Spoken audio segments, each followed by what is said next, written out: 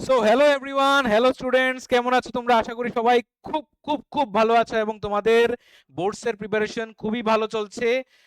সেই ভালোর বিষয়টা নিয়েই তোমাদের সামনে আজকে আমি একটা নতুন একটা ওয়ান শট ভিডিও নিয়ে আসলাম তোমাদের জন্য। আমাদের আজকের chapter magnetic effects of electric current. তো আজকে আমরা ম্যাগনেটিক ইফেক্ট অফ ইলেকট্রিক কারেন্টের পুরো একদম অপারেশনস করব। এই চ্যাপ্টারের মধ্যে যা যা বিষয় আছে সবকিছু আমরা ভালো করে বুঝবো এবং তোমাদের যা যা ডাউটস আগের ছিল আশা করি সেই ডাউটস গুলো থাকবে না। ডাউটস গুলো ভালো করে তোমাদের ক্লিয়ার করে দেব আমি। যদি তোমরা তোমাদের এই ভিডিওটা একসাথে বসে দেখো তাহলেই ভালো হবে, কারণ বারবার যদি উঠে গিয়ে আবার এসে বসো তখন মাইন্ডটা ডিস্ট্রাক্ট হওয়ার চান্সেস থাকতে পারে। তার জন্য তোমরা একসাথে বসে এই ভিডিওটা উইদিন 2 আওয়ার্স আমি শেষ করে নেব। আমাদের এই ক্লাসটা তোমরা 2 ঘন্টা একটু কষ্ট করে বসে যাও। ম্যাগনেটিক ইফেক্টস অফ ইলেকট্রিক কারেন্টের যতগুলো কোশ্চেন আসে ম্যাক্সিমাম কোশ্চেন আমি এখানের মধ্যে তোমাদের সাথে ডিসকাস করব, যাতে করে তোমাদের বোর্ডস এক্সামটা দুর্দান্ত হয়। টিবিএসসি, সিবিএসসি সব বোর্ডের স্টুডেন্টের জন্য এই ভিডিওটা থাকবে। তো আমাদের এই চ্যাপ্টারটা magnetic effects of electric current, আচ্ছা আমি এই ভিডিওটা তো দিচ্ছি, এটার আগে কিন্তু তোমাদের ইলেকট্রিসিটির চ্যাপ্টারও দিয়ে দিয়েছি এবং এই চ্যাপ্টারটা আমাদের ফিজিক্সের সর্বশেষ চ্যাপ্টার। আমাদের ক্লাস 10-এর এই চ্যাপ্টার হলে আমাদের ক্লাস 10-এর ফিজিক্সের সিলেবাস কমপ্লিট হয়ে যাবে। তো এটার আগে আমি তোমাদেরকে একটা চ্যাপ্টার দিয়েছিলাম ইলেকট্রিসিটি। তো আমি আশা করছি ইলেকট্রিসিটি চ্যাপ্টারটা তোমরা অলরেডি ভিডিও দেখে এসছো, হয়তোবা আমার এখানে দেখেছো, আমাদের এখানে দেখেছো, বা মনে করো অন্য টিচারের কাছে দেখেছো, কিন্তু তোমার ইলেকট্রিসিটির ভিডিওটা দেখা কিন্তু লাগবে। ইলেকট্রিসিটির ভিডিওটা না দেখলে, ক্লাসেস না করলে তোমরা এই ক্লাসটা ভালো করে বুঝতে পারবে না। যদি না দেখে থাকো তাহলে আমাদের প্লেলিস্টে চলে যাও, গিয়ে ওইখানে ভিডিওটা আগে দেখে আসো, কারণ চ্যাপ্টারের নামই হলো magnetic effect of electric current. তার মানে কি, ইলেকট্রিক কারেন্টের ম্যাগনেটিক ইফেক্ট। তাহলে ইলেকট্রিক কারেন্টই যদি আমরা ভালো করে না জানি তাহলে আমরা কি করে এটা করতে পারবো? বুঝতেই পারবো না। ইলেকট্রিক কারেন্টের ডিরেকশন যদি না জানি, ঠিক আছে, পজিটিভ থেকে নেগেটিভে কারেন্ট ফ্লো করে, এখন তো কারেন্টের ইফেক্ট গুলো দেখবো, তাহলে কারেন্টটা ভালো করে আমাদের বুঝতে হবে। তার মানে কি, তার মানে তোমরা আগে কারেন্টটা ভালো করে বুঝে আসো। যদি বুঝে থাকো তাহলে তো magnetic effects of electric current is for you. বুঝা গেছে? আচ্ছা, তো আমাদের magnetic effects of electric current ফিজিক্সের লাস্ট চ্যাপ্টার। দুর্দান্ত কতগুলো জিনিস আমি তোমাদের জন্য ঢুকিয়েছি এটার মধ্যে, ভিডিওর মধ্যে দিয়েছি। চেষ্টা করেছি যতটুক ইন্টারেস্টিং করা যায় করার। ঠিক আছে, বাকিটা তোমাদের উপর, তোমরা জানাবে অবশ্যই আমাদেরকে, এবং খুব ভালো রেসপন্স পাচ্ছি কিন্তু আমরা আমাদের যে শিক্ষাদান অনলাইন সেই ইউটিউব চ্যানেল থেকে। কয়েকদিনে আমরা মানে জাস্ট কয়েকদিন হয়েছে আমরা এই চ্যানেলটা খুলেছি, কিন্তু ভালো রেসপন্স পাচ্ছি মোটামুটি। আমাদের লোকালিটিতে বা বাইরের যারা আগরতলার বা মনে করো করিমগঞ্জ, শিলচর সাইডে যে স্টুডেন্টরা আছো তোমরা ভালো রেসপন্স দিচ্ছ, আমাদের খুব ভালো লাগছে। ঠিক আছে, তো শুরু করি আমাদের এই চ্যাপ্টারটা, magnetic effects of electric current. তো এই চ্যাপ্টারটার মধ্যে কি আছে? Magnetic effects of electric current বলতে আমরা আসলে কি বুঝি? যে যখন ইলেকট্রিক কারেন্ট কোনো একটা সার্কিটের মধ্যে যখন ইলেকট্রিক কারেন্ট ফ্লো হয় না, তখন তার একটা রেজাল্ট স্বরূপ, তার একটা ইফেক্ট স্বরূপ আমরা ম্যাগনেটিজমকে দেখতে পাই। ঠিক আছে, এই যে ম্যাগনেটিজম, ম্যাগনেটিজম ঠিক আছে, বা ম্যাগনেটিজম, ম্যাগনেটিজম এবং ইলেকট্রিসিটি, এরা এরা আলাদা কিছু না। ঠিক আছে, পরস্পর এরা মানে একে অপরের সাথে অনেকটাই মিল আছে। Both of them are connected to each other. Magnetism এবং ইলেকট্রিসিটিটা প্রচন্ডভাবে একে অপরের সাথে রিলেটেবল, বা একে অপরের সাথে মানে মানে সাইমালটেনিয়াসলি মনে করো কাজ করছে, এরকম একটা বিষয় আর কি। মানে যেখানে ম্যাগনেটিজম আছে না সেখানে ইলেকট্রিসিটি থাকবে, যেখানে ইলেকট্রিসিটি আছে সেখানে ম্যাগনেটিজম থাকতে হবে। এই যে রিলেশনটা, তো আমরা এখন আমাদের আপাতত ক্লাস 10 এর সিলেবাসের মধ্যে আমরা magnetism, magnetic effect of electric কারেন্টটা দেখবো, কিন্তু আমরা 12 এ যখন উঠবো, ক্লাস 12 এ যখন একটু এক্সটেন্ডেড ক্লাস 10 এর বিষয়গুলো দেখবো, তখন আমরা দুটোটা ভাইস ভার্সা কি করে হয় সেই জিনিসটাও আমরা দেখতে পাবো। ঠিক আছে, যে ম্যাগনেট থেকে ইলেকট্রিসিটি, ইলেকট্রিসিটি থেকে ম্যাগনেট। ঠিক আছে, তো ওইখানে যে ইলেকট্রিসিটি যেটা তৈরি হয় সেই ইলেকট্রিসিটিটাকে আমরা বলি ইনডিউসড ইলেকট্রিসিটি বা ইনডিউসড কারেন্ট বা ইনডিউসড ইএমএফ বলি আমরা। ঠিক আছে, তো এই জিনিসগুলো আমাদের নেই, তো আমরা শুধু আমাদের সিলেবাসে যেগুলো আছে সেগুলোই আমরা কভার করব, আর বাকি এক্সট্রা কিছু আমরা করব না, কারণ এখন আমাদের ওয়ান শট যেহেতু ভিডিও, এটা যতটুক পারা যায় আমি শর্ট করে এবং সিলেবাস যতটুক আছে সেগুলোকে কভার করে তোমাদের সামনে আমি ভিডিওটা তুলে ধরছি। ঠিক আছে, তো চলো শুরু করি। বেশি কথা না বলে যতটুক কম কথা বলা যায় ততটুক ভালো, কারণ আমাদের ওয়ান শটের মধ্যে আমরা চেষ্টা করব যতটুক পারা যায়, যত কম সময়ে পারা যায়, যত বেশি টপিক আমরা ডিসকাস করতে পারি। ঠিক আছে, এটাই আমাদের মূল উদ্দেশ্য থাকবে। ঠিক আছে, তো সবচেয়ে প্রথম আমি কন্টেন্ট গুলো তোমাদেরকে বলে দিই, আমরা কি কি জিনিস মানে আমাদের এই মানে সূচিপত্র যেটাকে বলি আমরা, কি কি জিনিস আমি এখানে ডিসকাস করব। তো এটা পুরোটা একটা না, মানে ওয়ান শটের যেগুলো জিনিস ডিসকাস করবো এগুলো সব এখানে মানে দেওয়া যায়নি, মানে স্লাইডের মধ্যে কভার হবে না। তো নেক্সট আরেকটা স্লাইডের মধ্যে এই জিনিসগুলো থাকবে কন্টেন্টটা। তো আমি আপাতত এই জিনিসগুলো তোমাদেরকে পড়াবো, তারপর নেক্সট যে স্লাইডটা আসবে ওইটার মধ্যে বাকি আরো কিছু কন্টেন্ট আছে। ঠিক আছে, তো এখানে ইন্ট্রোডাকশন একটু থাকবে, ম্যাগনেট ব্যাপারে আমরা একটু জিনিস জানবো, ম্যাগনেট জিনিসটা কি। ঠিক আছে, ম্যাগনেটিক ফিল্ড বলতে আমরা কি বুঝি, আমরা ইলেকট্রিক ফিল্ড জিনিসটা মোটামুটি একটু মানে জেনেছি।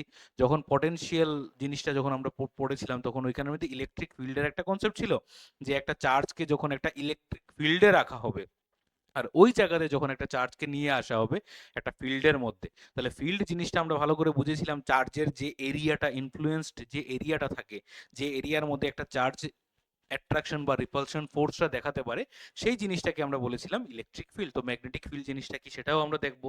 ম্যাগনেটিক ফিল্ড লাইন্স বলতে কি বুঝি, ঠিক আছে, ফ্যারাডের খুব সুন্দর একটা ডেমনস্ট্রেশন দিয়েছিলেন ফ্যারাডে, যে লাইন্স গুলোকে কি করে বোঝা যায়। তো ম্যাগনেটিক ফিল্ড লাইন্সটা আমরা একটু ভালো করে বুঝবো। ওস্টেডের একটা দুর্দান্ত একটা এক্সপেরিমেন্ট আছে, যিনি সর্বপ্রথম সব থেকে প্রথম যিনি আমাদের ম্যাগনেটের সাথে ইলেকট্রিসিটির যে সম্পর্কটা, ঠিক আছে, ম্যাগনেটের সাথে যে ইলেকট্রিসিটির যে এত পুরনো যে একটা সম্পর্ক ছিল, ঠিক আছে, এই সম্পর্কটা উনি ডিসকভার করেছেন, ঠিক আছে, আবিষ্কার করেছেন উনি। ঠিক আছে, তো ওস্টেডের এক্সপেরিমেন্টটা দেখবো, ওস্টেড কি করে এই জিনিসটা করেছিলেন, ঠিক আছে, কি করে ওস্টেড বলতে পেরেছেন যে ইলেকট্রিসিটি যেখানে আছে সেখানে ম্যাগনেট অবশ্যই আছে। ঠিক আছে, এই রিলেশনটা বা এই এক্সপেরিমেন্টটা আমরা দেখবো। Magnetic field due to a long straight current carrying conductor. ঠিক আছে, ম্যাগনেটিক ফিল্ড আমরা তো এই জিনিসটা মানে বলে দিয়েছি যে আমাদের যদি একটা তারের মধ্যে কারেন্ট থাকে, ঠিক আছে, ইলেকট্রিসিটি যদি থাকে তাহলে তার আশেপাশে ম্যাগনেটিক ফিল্ড হবে। এখন এই তারগুলি কিরকম হতে পারে, এই তারগুলি একটা লম্বা তার হতে পারে, long straight current carrying conductor হতে পারে, লম্বা একটা তার হতে পারে। ঠিক আছে, it can be a long straight wire which is carrying the current. ঠিক আছে, তারটা একটু ব্যান্ড হতে পারে, যেরকম আমাদের ওই due to a current circular conductor হতে পারে। ঠিক আছে, সার্কুলার কন্ডাক্টর মানে কি, মানে একটা তারকে আমি এরকম করে ব্যান্ড করে রেখে দিয়েছি, তাহলে এটার ম্যাগনেটিক ফিল্ড কিরকম হতে পারে। তারপরে এই তারটাকে একবার আমি ব্যান্ড করেছি, আমি এটাতে স্যাটিসফাইড না, আমি কি করলাম, একবার দুবার তিনবার চারবার পাঁচবার আমি ওকে মানে চার পাঁচটা পেজ দিলাম, মানে কি একটা স্প্রিং এর মতো শেপ করে দিলাম, যেটাকে আমরা বলি সলিনয়েড। এই সলিনয়েডের ম্যাগনেটিক ফিল্ড কিরকম হবে এই জিনিসটা দেখবো। এই যে ম্যাগনেটিক ফিল্ডগুলো মানে বের করতে হবে আমাদের, বা আমাদের এক্সামের মধ্যেও আসতে পারে। ঠিক আছে, একটা মানে তোমাকে একটা ডায়াগ্রাম দিয়ে বলতে পারে যে এটার ম্যাগনেটিক ফিল্ড কিরকম হবে, তুমি একে দেখাও। তাহলে এই যে ম্যাগনেটিক ফিল্ডগুলো কি করে বের করতে হয় সেগুলোর কিছু রুলস আছে, rules for the direction of magnetic field lines. এই রুলস গুলো যদি আমরা একবার বুঝে নেই, তাহলে যে কোনো ধরনের কন্ডাক্টর আমাকে দাও, ঠিক আছে, যে কোনো ধরনের কন্ডাক্টর, যে কোনো শেপের কন্ডাক্টর আমাদেরকে যদি দেয় এক্সামে, আমরা সেটা ইজিলি তার ম্যাগনেটিক ফিল্ড লাইন্স বের করে দেখাতে পারবো। Magnetic field lines due to a current carrying solenoid, এটা বলে দিয়েছি ইলেকট্রোম্যাগনেটস। ঠিক আছে, আমাদের ফার্স্ট হাফের মধ্যে এই জিনিসগুলো আছে। তো ইলেকট্রোম্যাগনেট পর্যন্ত আমরা বুঝবো ইলেকট্রোম্যাগনেট জিনিসটা কি। ঠিক আছে, যেমন পার্মানেন্ট ম্যাগনেট আছে, ইলেকট্রোম্যাগনেট আছে, ইলেকট্রোম্যাগনেটটা টেম্পোরারি ম্যাগনেট হয়। ঠিক আছে, এটা কি কি বেনিফিট দিতে পারে আমাকে, ঠিক আছে, পার্মানেন্ট ম্যাগনেট থেকে সে কিভাবে আলাদা, তাকে কেন বানানো হয়েছিল, এই কিছু জিনিস আমরা দেখবো। ঠিক আছে, এবং তার যে স্ট্রেংথটা, ইলেকট্রোম্যাগনেটের স্ট্রেংথটা কি কি বিষয়ের উপর ডিপেন্ডস করে, ওই জিনিসগুলো আমরা দেখবো। ঠিক আছে, চলো শুরু করি। অনেক কথা বলে নিয়েছি আমি, পুরো ইন্ট্রোডাকশনই পুরো প্রায় 8.5 মিনিটে চলে গেছে। অনেকে আবার কমেন্ট সেকশনে লিখে দেবে যে ভিডিও স্টার্টস ফ্রম 8:30 মিনিটস, তো এরকম অনেকে আবার দিয়ে দেয়। তো করবে না এই জিনিসটা করা, মানে আমার মতে এটা ভালো না, কারণ এটা যেহেতু একটা ইনফরমেটিভ ভিডিও, এটা তো এখানে আমি এরকম কিছু বলিনি যে লাইক করো, সাবস্ক্রাইব করো, ভিডিওকে শেয়ার করো, এগুলো কিছু কিন্তু আমি মানে সাধারণত আমরা বলি না। ঠিক আছে, আমি বলো, জয়দীপ স্যার বলো, শান্তনু স্যার বলো, আমরা মানে খুব কমই বলি, বললেও এক দুবার বলিনি। ঠিক আছে, এত বেশি আমরা বলি না, কারণ তোমাদের ভালো লাগলে আমরা, এটা আমাদের বিশ্বাস আছে যে তোমাদের যদি ভালো লাগে তোমরা অবশ্যই চ্যানেলটাকে সাবস্ক্রাইব করবে, তোমরা শেয়ার করবে বন্ধুদের সাথে, একটা ছোট একটা লাইক দিয়ে দেবে, একটা ছোট একটা কমেন্ট দিয়ে দিতে পারো, তাতে কি আছে। আচ্ছা চলো শুরু করি। ঠিক আছে, তো এই যে magnetic property of magnetic substance was first discovered through the findings of magnetite. ঠিক আছে, এটা অনেক এদের এই যে মানে ম্যাগনেটের যে মানে কনসেপ্টটা না, এটার অনেক ধরনের তথ্য আছে। ঠিক আছে, মানে কিছু তথ্যের মধ্যে আছে যে এটা কোনো একজনের বুকের মধ্যে লেখা ছিল। ঠিক আছে, ম্যাগনেসিয়া, ঠিক আছে, কোনো একটা রিজিয়ন ম্যাগনেসিয়া রিজিয়নের এশিয়া মাইনরের কোনো একটা জায়গা, এখান থেকে নাকি ম্যাগনেট প্রথম আবিষ্কার হয়েছে, বা কোনো সময় আছে কোনো একটা বুকের মধ্যে নাকি লেখা ছিল, ঠিক আছে, the stone was name magnetite. ঠিক আছে, এখানে যেটা দেওয়া আছে যে ম্যাগনেটাইট একটা স্টোন ছিল, ঠিক আছে, সেই স্টোনটা নাকি একটা আয়রনকে, মানে আয়রনের একটা রড ছিল, ঠিক আছে, একজন একজন পার্সন ছিল যে তোমার ইয়ে ছিলেন, উনি কি বলে এটাকে, হার্ডার যে বলে, ঠিক আছে, ওই যে মানে গরু টরু পালে, ঠিক আছে, মানে শিপ টিপ পালে। তো ওই যে হার্ডার আছে, ওনার যে মানে লাঠিটা থাকতো এটা লোহার ছিল। তো এটা হঠাৎ করে গিয়ে একটা পাথরে লেগে যায়। তো লাগার মানে যখন লেগে যায়, তো তখন উনি দেখলেন যে এটা মানে ছোটাতে খুব কষ্ট হচ্ছে। তো সেখান থেকে নাকি ম্যাগনেটের কনসেপ্ট কিছু একটা এসছে। এরকম বিভিন্ন ধরনের স্টোরি আছে, ঠিক আছে। তো স্টোরিগুলি মানে মোটামুটি আমাদের তেমনটা জানার দরকারই নেই, মানে মোটামুটি আমরা মনে রাখলেও হবে, ঠিক আছে, এগুলো এক্সামে ধরে আসবে। Discovered in the Magnesia region according to some the substance was named after the discover Magnes, this magnetite stone attract substances like iron, nickel etcetera. তো বিভিন্ন ধরনের মানে ইয়েকে কি বলে এটাকে, মেটালকে অ্যাট্রাক্ট করে। আবার এরকমও কিছু মেটাল আছে তাদেরকে কিন্তু অ্যাট্রাক্ট করে না, যেমন আমাদের কপার, অ্যালুমিনিয়াম, এদেরকে কিন্তু আবার আমাদের ম্যাগনেট অ্যাট্রাক্ট করে না, ঠিক আছে, এগুলাও কিছু জিনিস নোট করতে হবে। আচ্ছা, ম্যাগনেট কিরকম হয়, কত ধরনের শেপের হয় ম্যাগনেট, আমি তোমাদেরকে একটু দেখিয়ে দেই। এই যে ম্যাগনেটটা, এটাকে আমরা বলি হর্সশু ম্যাগনেট, ঠিক আছে, হর্সের যে শু থাকে না, ঠিক আছে, মানে ঘোড়া যখন দৌড়ায়, তো ঘোড়া দৌড়ানোর স্পিডে দৌড়ানোর জন্য এবং ঘোড়ার মানে পায়ের মধ্যে ব্যথা না লাগার জন্য ঘোড়ার পায়ের মধ্যে কি করা হয়, এরকম একটা এই আমাদের যে ওহম আমরা লিখি না, তো ওই যে ওহমের একটা সাইনের মতো, এরকম ওহমের সাইন একটা আছে না, এই এই ওহমের সাইনের মতো একটা মানে একটা ইয়ে লাগানো, একটা লোহার একটা পাত লাগানো হয় আর কি, ঠিক আছে। তো সেটার জন্য এটা দেখতেও কিছুটা এরকম, তো তার জন্য এটাকে বলা হয় হর্সশু ম্যাগনেট। তারপরে ইউ শেপ ম্যাগনেট আছে, বার ম্যাগনেট আছে, সিলিন্ড্রিক্যাল ম্যাগনেট আছে, নিডল ম্যাগনেট আছে, circular magnet, ring magnet, rod magnet. Ring magnet গুলো তো তোমরা হয়তো বা ছোটবেলায় অনেক খেলেছো, ছেলেরা যারা আছো, স্পিকারের মধ্যে এই রিং ম্যাগনেট গুলো খুব বেশি পাওয়া যায়, তাই তো। রড ম্যাগনেট আছে, তারপরে ওভেল শেপ ম্যাগনেট আছে। এই যে ওভেল শেপ ম্যাগনেটটা, এটাও আমি মানে আমার ছোটবেলায় ছিল এই ওভেল শেপ ম্যাগনেটটা। এটা বাজার মানে বিভিন্ন মেলা টেলাতে গেলে এগুলো কিনতে পাওয়া যায়, বা বিভিন্ন স্টেশনারি শপেও পাওয়া যায়। তো এই ম্যাগনেটগুলোকে এরকম দুটোকে আলাদা রেখে এরকম করে তুমি যখন এরকম ছুড়ে দাও বা ঢিল মারো যখন, তখন এই মানে হাওয়ার মধ্যে এই দুটোটা মানে ইয়ে কি হয়, ম্যাগনেট কি হয়, একসাথে লেগে যায় আর কি, তো একটা সাউন্ড ক্রিয়েট হয়। এটা একটা ফান একটা মানে গেম খেলা যায় আর কি, একটা কাইন্ড অফ থিং। তো এই রকমের কিছু মানে শেপের ম্যাগনেট আমরা সাধারণত পাই, ঠিক আছে। আচ্ছা, তো নেক্সট কি দিয়েছে, নেক্সট হলো আমাদের ম্যাগনেটিক ফিল্ড, ঠিক আছে। ম্যাগনেটিক ফিল্ডে আমরা চলে এসেছি। ম্যাগনেটিক ফিল্ড বিষয়টা কি, ম্যাগনেটিক ফিল্ড হলো কিছু একটা এরিয়া। ফিল্ড যখনই আসবে না, ফিল্ড কথাটার মানেই হলো এরিয়া। বাচ্চারা খেলার জায়গা, এটা তো ফিল্ড বলি না, প্লেগ্রাউন্ড ফিল্ড। তো ফিল্ড মানে হলো একটা এরিয়া, যে এরিয়ার মধ্যে একটা ম্যাগনেট ওর ম্যাগনেটিক প্রপার্টি শো করতে পারবে, ঠিক আছে। একটা ম্যাগনেট ওর ম্যাগনেটিক প্রপার্টি, তাহলে ম্যাগনেটের ম্যাগনেটিক প্রপার্টি বলতে কি বুঝি, ম্যাগনেটের ম্যাগনেটিক প্রপার্টি বলতে কি বুঝি, ম্যাগনেট সিম্পল বুঝি যে ম্যাগনেট কি করবে, ম্যাগনেট জন্ম কেন নিয়েছে, বা ম্যাগনেট কেন তৈরি হয়েছে, ম্যাগনেট মানে কি করার জন্য সে সৃষ্টি হয়েছে, অনলি টু অ্যাট্রাক্ট থিংস। তাহলে এই ম্যাগনেট কি করবে, এই ম্যাগনেটও আমার সেম, যে জিনিসগুলোকে সে অ্যাট্রাক্ট করে ওই জিনিসগুলোকে তার পাশাপাশি অ্যাট্রাক্ট করবে। এখন আমি একটা ম্যাগনেট এখানে রাখলাম, আর এখানে মনে করো একটা আয়রনের ছোট্ট একটা আয়রন নেইল লিখে দিলাম। তো আমি এই আয়রন নেইলটা যখন এখানে রাখলাম, তখন দেখলাম এই ম্যাগনেটের কোনো ইনফ্লুয়েন্স এখানে নেই, মানে না ওকে অ্যাট্রাক্ট করতে পারছে না রিপালস করতে পারছে, কিছুই করতে পারছে না। তাহলে আমি এই জায়গাটাকে কি ওর ম্যাগনেটিক ফিল্ড বলবো? অবশ্যই না। তাহলে magnetic field is the region, যে জায়গাটার মধ্যে ও ওর ইফেক্ট দেখাতে পারবে সেটাকে আমরা বলবো কি ম্যাগনেটিক ফিল্ড। আবার অন্যভাবে আমরা বলতে পারি দ্য রিজিয়ন, আছে এখানে কি দিয়েছি দেখে নিন, the region around a magnet where its influence is felt is called magnetic field of that magnet. Same কথাই বলেছে, ঠিক আছে। একটা ম্যাগনেটের যে ইনফ্লুয়েন্সটা আমরা ফিল করতে পারি, যে রিজিয়নটা জুড়ে ওর ইনফ্লুয়েন্সটা আমরা ফিল করতে পারি, that region is known as magnetic field. This region is known as magnetic field. The SI unit of magnetic field is Weber. Weber per metre square, শুধু ওয়েবার না, ওয়েবার পার মিটার স্কোয়ার, ঠিক আছে।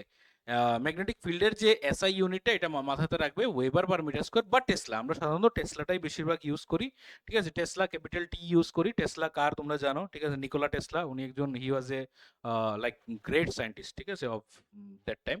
তো এটার আরেকটা unit হলো weber per metre square. ইউনিটটা মাথাতে রাখবে, কখনো কখনো ইউনিট এক্সামে চলে আসে, ঠিক আছে। আমাদের তার থেকে বেশি আর জানার দরকার নেই। আমরা ম্যাগনেটিক ফিল্ড বলতে বুঝেছি একটা এরিয়া, একটা রিজিয়ন, যেখানের মধ্যে একটা ম্যাগনেট ওর ইনফ্লুয়েন্স দেখাতে পারবে, মানে কি করতে পারবে, অ্যাট্রাক্ট করতে পারবে কোনো একটা ম্যাগনেটিক সাবস্টেন্সকে। বোঝা গেছে? Very good, thank you so much. নেক্সটে যাই। ম্যাগনেটিক ফিল্ড দেখো, ম্যাগনেটিক ফিল্ড গুলো কিরকম হয় আমি দুটোটা ভিডিও তোমাদের সামনে চালাচ্ছি, তোমরা দেখে নাও।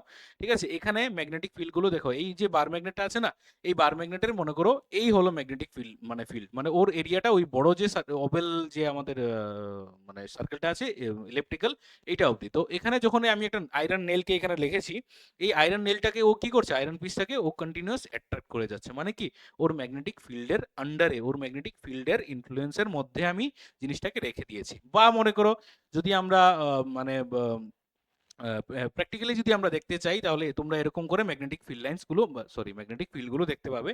যখন একটা বার ম্যাগনেট রাখবে, তখন এই বার ম্যাগনেটের মধ্যে, এই বার ম্যাগনেটের আশেপাশে যখন তুমি কিছু আয়রন নেইলস এরকম করে বিছিয়ে দেবে, তখন ওই আয়রন নেইলস গুলো দেখা দেখা যাবে যে একটা শেপে, একটা খুব সুন্দর একটা স্ট্রাকচার এখানে ফর্ম করছে, মানে ওরা একসাথে জড়ো হয়ে যাচ্ছে না এখানে। ঠিক আছে, এই জিনিসটা কেন হচ্ছে আমি একটু পরে বলছি তোমাদের। এটা this is due to magnetic field lines.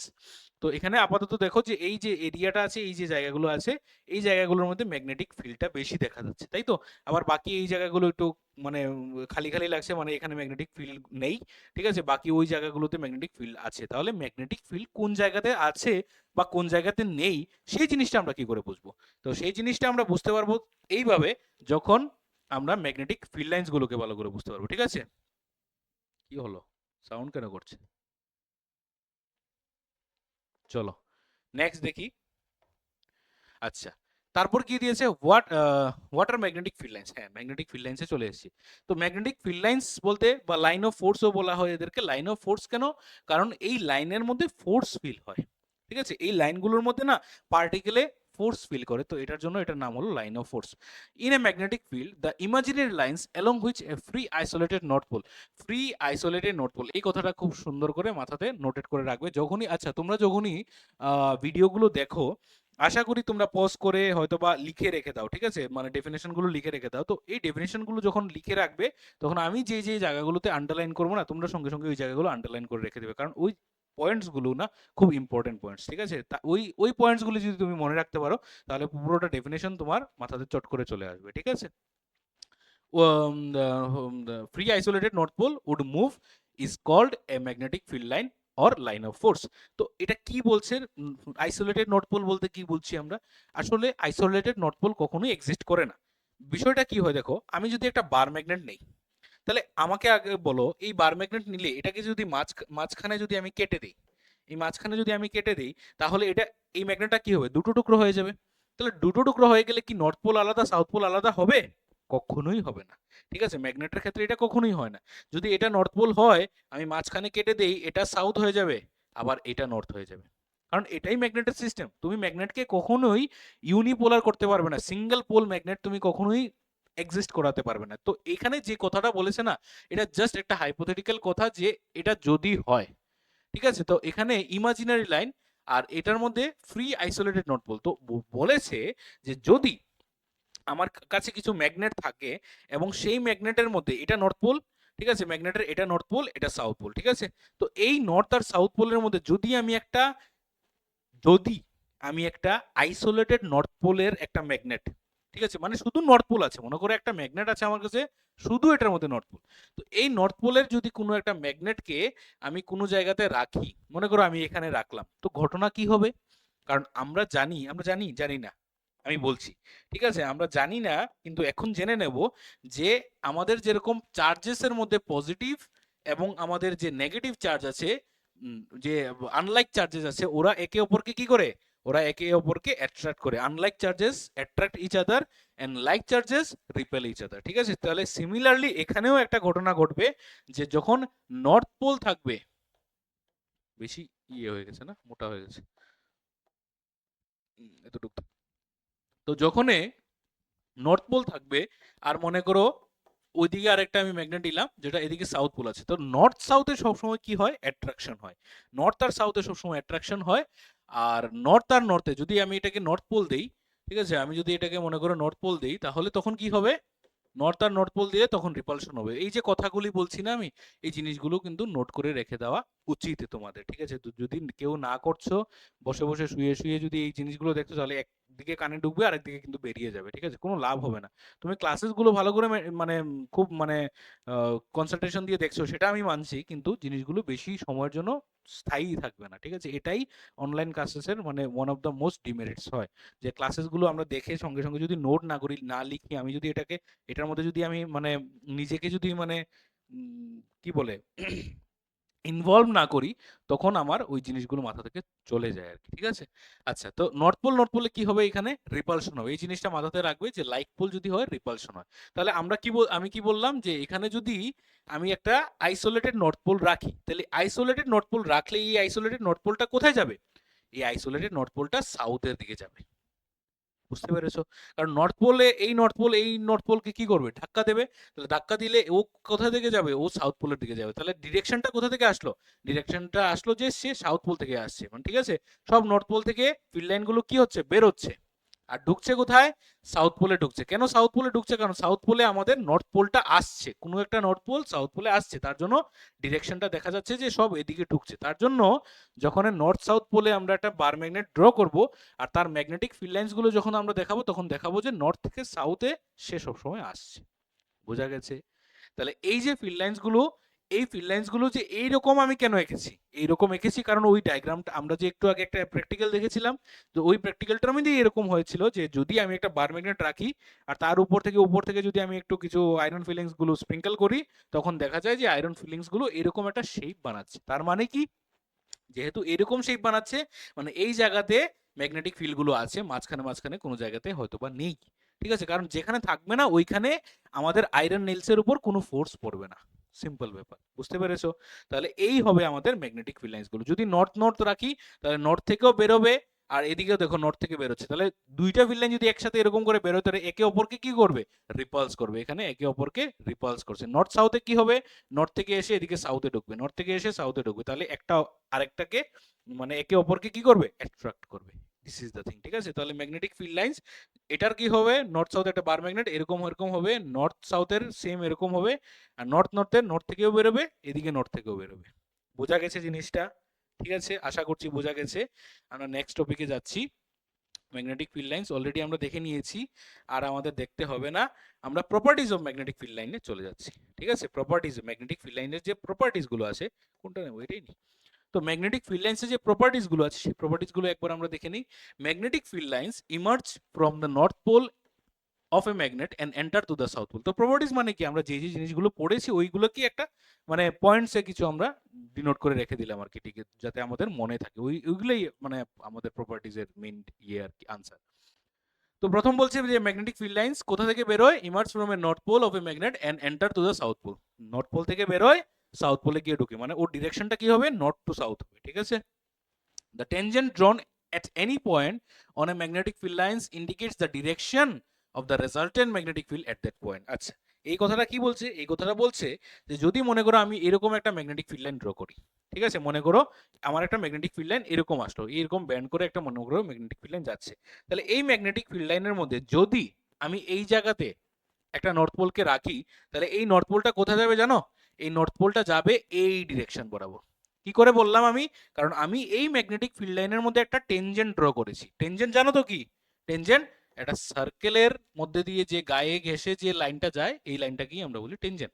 তো এই যে আমার ম্যাগনেটিক ফিল্ড লাইনটা আছে, এটার মধ্যে দিয়ে গায়ে ঘেঁষে যে লাইনটা গেছে, যে লাইনের ডিরেকশনটা দেখাচ্ছে, সেই জিনিসটাকে আমরা বলছি টেনজেন্ট।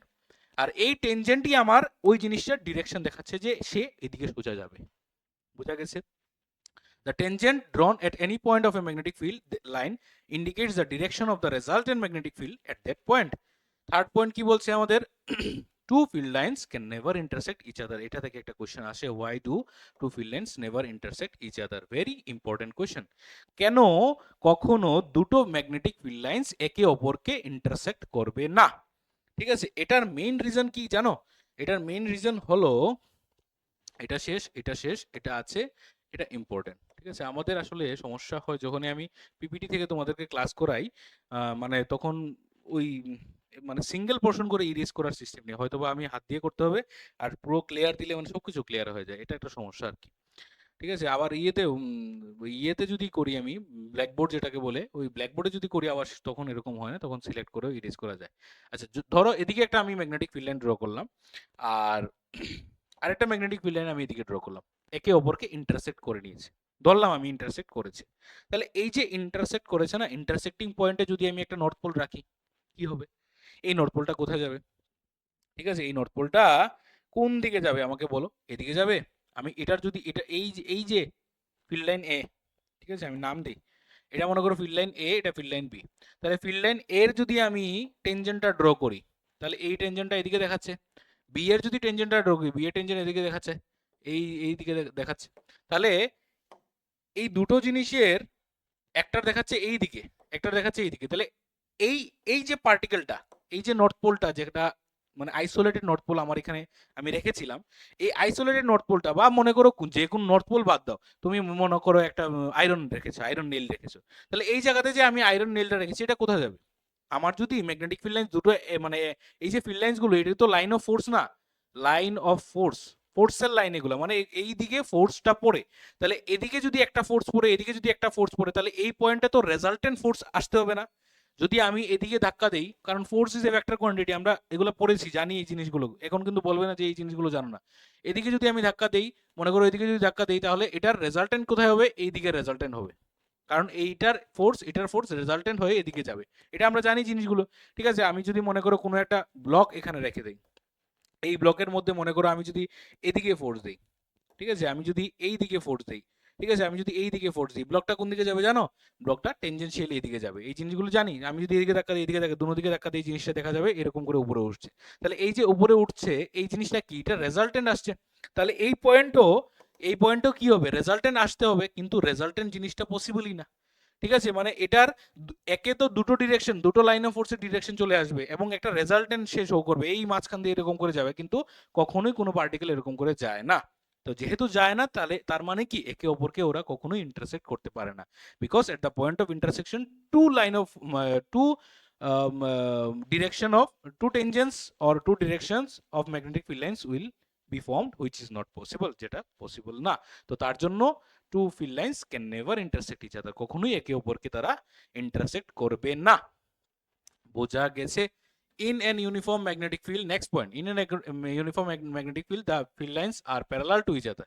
ঠিক আছে, ইউনিফর্ম যখন ম্যাগনেটিক ফিল্ড লাইন্স হবে, তখন একে অপরের ওরা সবসময় প্যারালাল হবে। যখনই ইউনিফর্ম ম্যাগনেটিক ফিল্ড লাইন্স বলবে, ইউনিফর্ম ইলেকট্রিক ফিল্ড বলবে, তখন দেখবে যে এইরকম ফিল্ড লাইন্স গুলো আঁকা হচ্ছে। ঠিক আছে, প্রতিটা ফিল্ড লাইন্স একদম খুব সুন্দর করে এরকম প্যারালাল থাকছে। ঠিক আছে, this are known as uniform magnetic field lines. Magnetic field lines always form continuous close loop.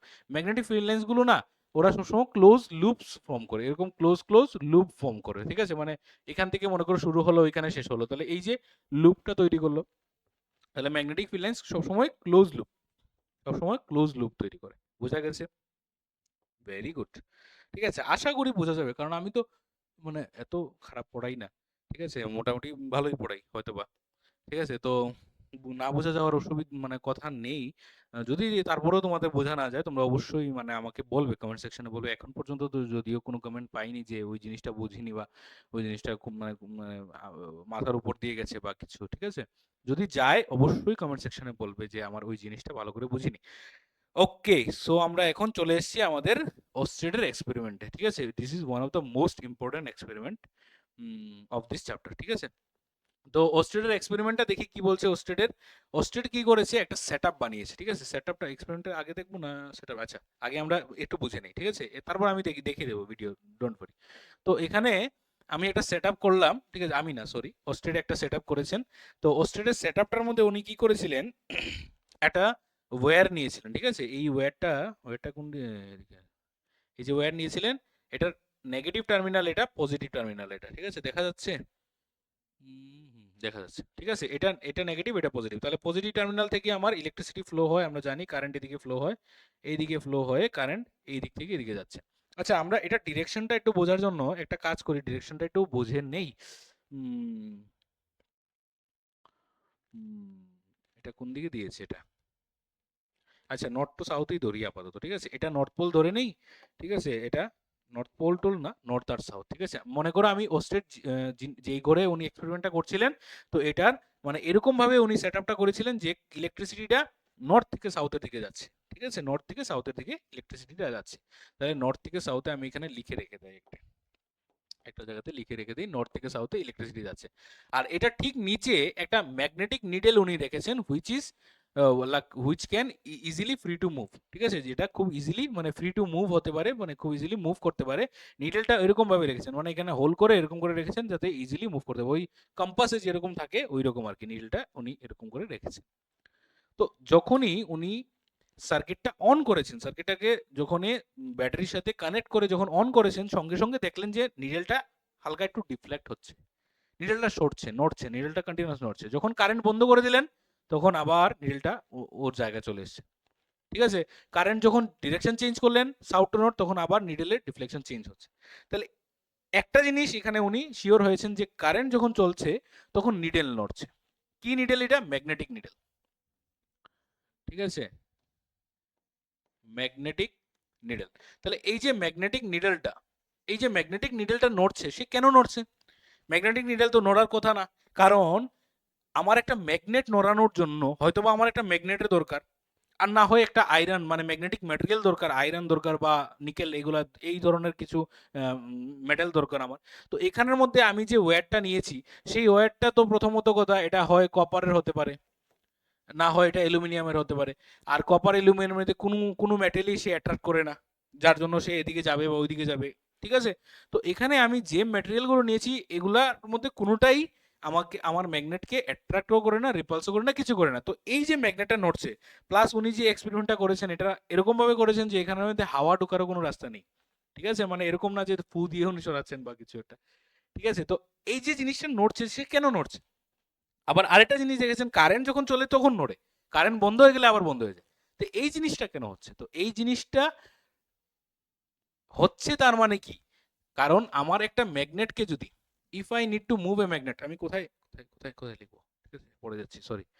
If I need to move a magnet, আমি যদি একটা ম্যাগনেটকে মুভ করতে চাই, তাহলে অবশ্যই আমার একটা ম্যাগনেট লাগবে বা ম্যাগনেটিক ফিল্ড লাগবে, সবচেয়ে বড় কথা যেটা ম্যাগনেটিক ফিল্ড লাগবে, ঠিক আছে, ম্যাগনেটিক ফিল্ড লাগবে। তাহলে এই যে ম্যাগনেটিক ফিল্ড আমার প্রয়োজন একটা ম্যাগনেটকে নাড়ানোর জন্য, তার মানে কি? তার মানে হলো যে এই ম্যাগনেটের আশেপাশে নিশ্চয়ই কোনো একটা ম্যাগনেটিক ফিল্ড তৈরি হচ্ছে, ঠিক আছে। এই ম্যাগনেটের আশেপাশে নিশ্চয়ই ম্যাগনেটিক ফিল্ড তৈরি হচ্ছে, কিন্তু ম্যাগনেট নেই, ম্যাগনেটিক ফিল্ড তৈরি হচ্ছে। আর এবং ফিল্ড তৈরি হওয়ার মেইন কারণ কি হতে পারে? Due to electricity. ওইখানে কানেকশনটা চলে আসলো যে magnetic field due to electric current, electric কারেন্টের জন্য ম্যাগনেটিক ফিল্ড। বুঝা গেছে জিনিসটা? যদিও কথা এই জিনিসটা আমার সব থেকে আগে বোঝানো উচিত ছিল, ঠিক আছে, কিন্তু কি বলবো, তোমাদের বুকসের মধ্যে এরকম ভাবে দিয়েছে সিকোয়েন্সে, তো আমি তার জন্য এটা এইভাবে দিয়েছি আর কি।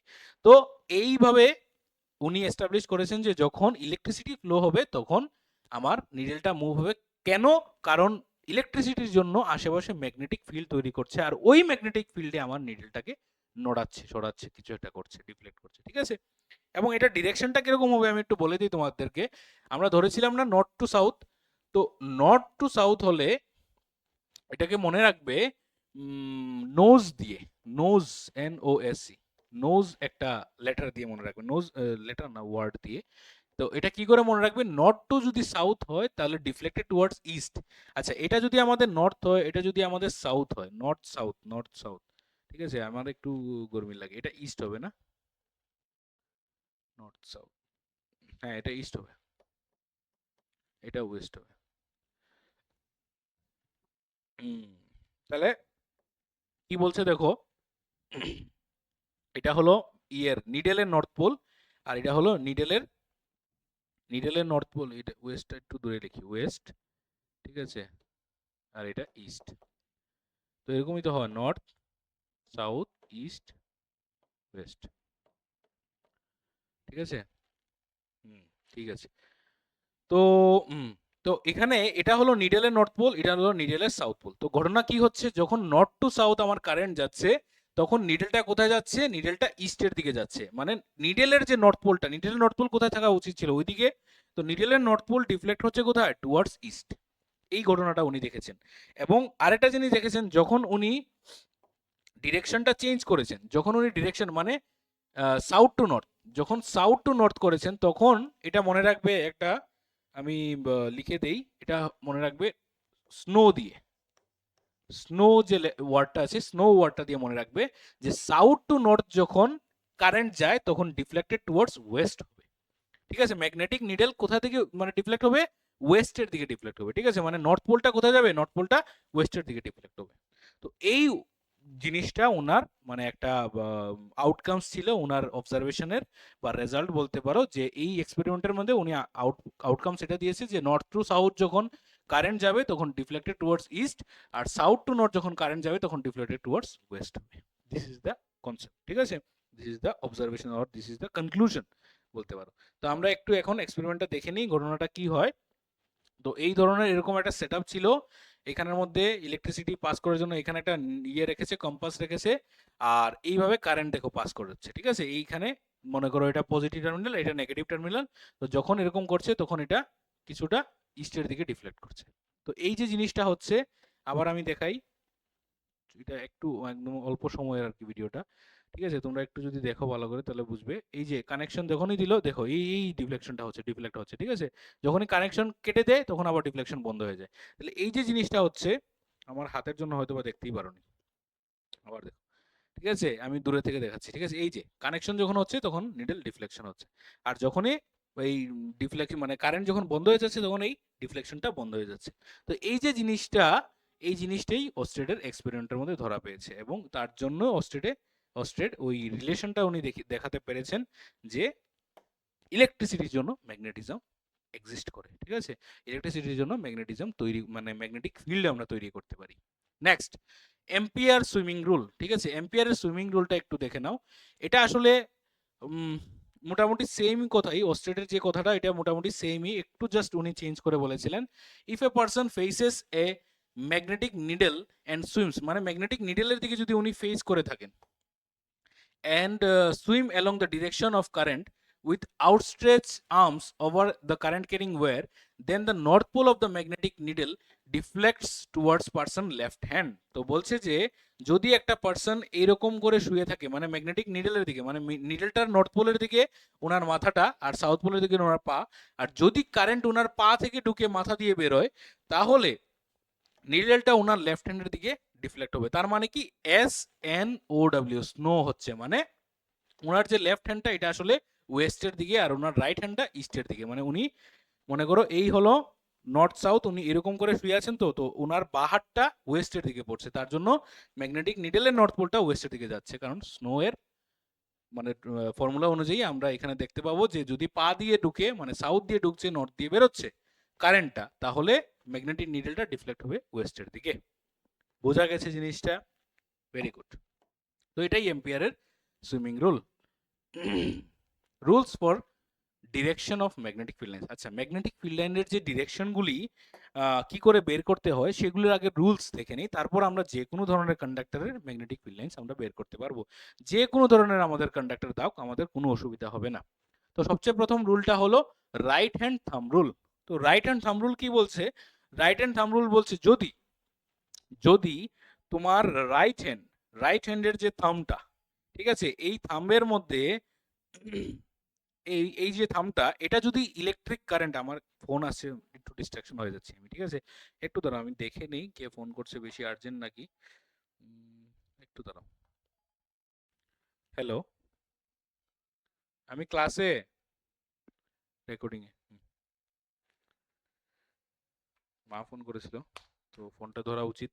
আচ্ছা, তো বলি, তো এখানে কি হচ্ছে যে যখন আমরা একটা মানে আমাদের রাইট হ্যান্ডের যদি এই থামটাকে যদি আমরা ইলেকট্রিক কারেন্টের যদি ডিরেকশন ধরি, যে আমি ধরে নিলাম যে আমি একটা তার নিলাম, ঠিক আছে, আমি মনে করি একটা ওয়্যার নিয়েছি, এই ওয়্যারটার মধ্যে কারেন্ট উপর দিকে যাচ্ছে, মানে আমি এরকম করে কানেকশন দিয়েছি যে কারেন্ট উপর দিকে যাচ্ছে, এরকম করে যাচ্ছে উপর দিকে।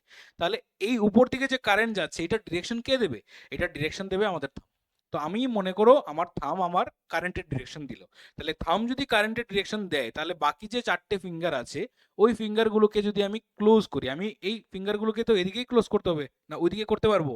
ইম্পসিবল, আমার এদিকেই করতে হবে। তাহলে এই ফিঙ্গারগুলোকে যদি আমি ক্লোজ করি, তোমরা এদিকে দেখো, ঠিক আছে, আমি এরকম করে দেখাচ্ছি, ঠিক আছে, তো এই ফিঙ্গারগুলোকে যদি আমি এদিকে ক্লোজ করি তাহলে এটা কোন দিকে হচ্ছে? ক্লক 90 ক্লক হচ্ছে, ভালো করে দেখো তো।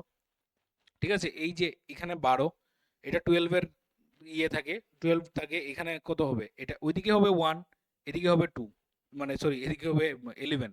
তো আমি যদি এরকম করে, তোমরা ঘরে নিজে করেও দেখতে পারো, যে রাইট হ্যান্ড নিলে আর একটা ওয়াচ, মনে করো এখানে একটা বড় একটা ওয়াচ আছে, তো 12। তো আমি যদি হাতটাকে যদি ক্লোজ করি, তাহলে 11, 10, 9, 8, 7, 6 এইদিকে ঘুরছে। তার মানে কি, আমি ওইদিকে যদি আমার কারেন্ট যায়, তাহলে আমার ম্যাগনেটিক ফিল্ড লাইন্সের যে ডিরেকশনটা হবে, এটা অ্যান্টি ক্লকওয়াইজ হবে। এতটুকু বলার ছিল, ঠিক আছে? তাহলে রাইট হ্যান্ড থাম্ব রুল কি বলে, if A current carrying where is held in the right hand such that the thumb points the direction of current, then the curled fingers indicate the direction of the magnetic field lines। তাহলে curled finger গুলি আমার magnetic field লাইনের ডিরেকশনটা দেখাবে। তাহলে একটা wire যদি আমি নেই, এই ওয়্যারটা যদি এরকম করে কারেন্ট নেয়, আই কারেন্ট যদি উপর দিকে নেয়, তাহলে এটার ম্যাগনেটিক ফিল্ড লাইন্স গুলো কিরকম হবে, এরকম সার্কুলার হবে। আর ডিরেকশনটা কিরকম হবে, ডিরেকশনটা এরকম হবে। ডিরেকশনটা খুব বেশি ইম্পর্টেন্ট, ডিরেকশনটা আমাদের বলা বেশি ইম্পর্টেন্ট। এইভাবে ওর ডিরেকশনটা হবে। বোঝা গেছে জিনিসটা? আরেকটা রুল আছে, এটার মতোই সেম, এটাও অনেকের হয়তো বা একটু মানে সুবিধা হতে পারে, ঠিক আছে? আমার যখন যেটা প্রয়োজন আমি ইউজ করি, তোমাদেরও যখন যেটা প্রয়োজন তোমরা ইউজ করতে পারবে। কর্ক স্ক্রু রুল, ঠিক আছে? যদিও আমি থাম রুলটাই বেশি ইউজ করি, কারণ আমার ওই সলিনয়েড টলিনয়েডের ক্ষেত্রে এটা খুব বেশি মানে হেল্পফুল হয়। কর্ক স্ক্রু রুল মানে কি, কর্ক বুঝো তো, বোতলের যে ঢাকনাগুলো কর্ক, ঠিক আছে, বা স্ক্রু এই সব জিনিসগুলো আমরা যখন খুলি, কিভাবে খুলি, উপর দিকে এরকম করে অ্যান্টি ক্লকওয়াইজ ঘুরিয়ে, ঠিক আছে? আর ক্লকওয়াইজ যদি ঘুরাই, তাহলে জিনিসটা টাইট হয়। তাহলে তুমি জিনিসটা ভাবো, যে তুমি যখন অ্যান্টি ক্লকওয়াইজ কর্কটাকে ঘোরাবে, তখন কর্কটা কোন দিকে আসবে, উপর দিকে উঠবে না? এরকম করে করে আমরা উপর দিকে উঠাই না জিনিসটাকে, বোতলের ঢাকনা উপর দিকে উঠাই। তাহলে আমি যখন এরকম করে ঘোরাচ্ছি, তখন কর্কটা কোথায় আসছে, উপর দিকে আসছে। আর ঘোরানোটা কোন দিকে হচ্ছে, অ্যান্টি ক্লকওয়াইজ। তার মানে কি, তুমি magnetic field lines anticlockwise, current উপর দিকে, একই কথা, ঠিক আছে? স্ক্রু টু সবই একই কথা, ঠিক আছে? If A right handed screw is rotated in the direction of the current along a current carrying wire, then the direction in which the screw advances represents the direction of the magnetic field। মানে উল্টো করে বলেছে, যে যদি এটাকে এরকম করে ঘুরাই আমরা, তখন এই যে ডিরেকশনটা আসবে, মানে স্ক্রুটা কি হবে, উপর দিকে উঠবে না? আমরা যদি অ্যান্টি ক্লকওয়াইজ করি, তাহলে স্ক্রুটা উপর দিকে উঠবে। তাহলে উপর দিকে উঠছে মানে এটা ম্যাগনেটিক ফিল্ড লাইনের ডিরেকশন দিচ্ছে। তার মানে কি, জিনিসটা আসলে ভাইস ভার্সা। একটু আমি আবার বলে দিই জিনিসটা আসলে ভাইস ভার্সা। মানে কি, দেখো, যদি আমার থামটা কারেন্ট ডিরেকশন হয়, তাহলে আমার বাকি যে ফিঙ্গারগুলি, এগুলো কি হবে, ম্যাগনেটিক ফিল্ড লাইন হবে। যদি আমার এই 4টে ফিঙ্গার যদি কারেন্টের ডিরেকশন হয়, মনে করো আজকে আমি একটা এরকম একটা ওয়্যার নিলাম, যেটা কারেন্ট এরকম করে এসে এরকম করে ঢুকছে, ঠিক আছে, এইরকম ঘুরছে আর কি, ঠিক আছে? তো জিনিসটা এইরকম আসছে না, এইরকম কার্ল করে আসছে না? তো যদি কার্ল করে হয়, মানে কারেন্টটা যদি কার্ল হয়, তাহলে আমার বডি আঙ্গুলটা হবে ম্যাগনেটিক ফিল্ড লাইনের ডিরেকশন। এবং ম্যাগনেটিক ফিল্ড লাইনের ডিরেকশন মানে কি, এটা নর্থ পোল হবে। আমার বডি আঙ্গুল যেদিকে থাকবে, আমার থাম যেদিকে থাকবে, ওইটা হবে আমার এই কি বলে এটাকে, নর্থ পোল, ঠিক আছে? তাহলে এটা নর্থ পোল হবে, এটা সাউথ পোল হয়ে যাবে। যদি আমি এরকম কার্ল করি, তাহলে এটা নর্থ, এটা সাউথ হলে নর্থ থেকে সাউথে এরকম করে গুল গুল ঘুরবে, ঠিক আছে? নর্থ টু সাউথ তো তোমরা জানো, magnetic field line north to south হয়। আমরা একটু পরে দেখছি জিনিসটি, ঠিক আছে? কোনো অসুবিধা নেই। এখন রুলগুলো আমরা পড়ে নিয়েছি, এখন আমরা রুলগুলোকে অ্যাপ্লাই করব। Magnetic field lines due to a long straight current carrying conductor. এই যে কন্ডাক্টরটা আছে, সে কারেন্ট ক্যারি করছে উপর দিকে। তাহলে উপর দিকে যদি কারেন্ট ক্যারি করে, তাহলে আমার বডি আঙ্গুল সে উপর দিকে কারেন্ট, মানে কারেন্ট ডিরেকশন দেখাচ্ছে।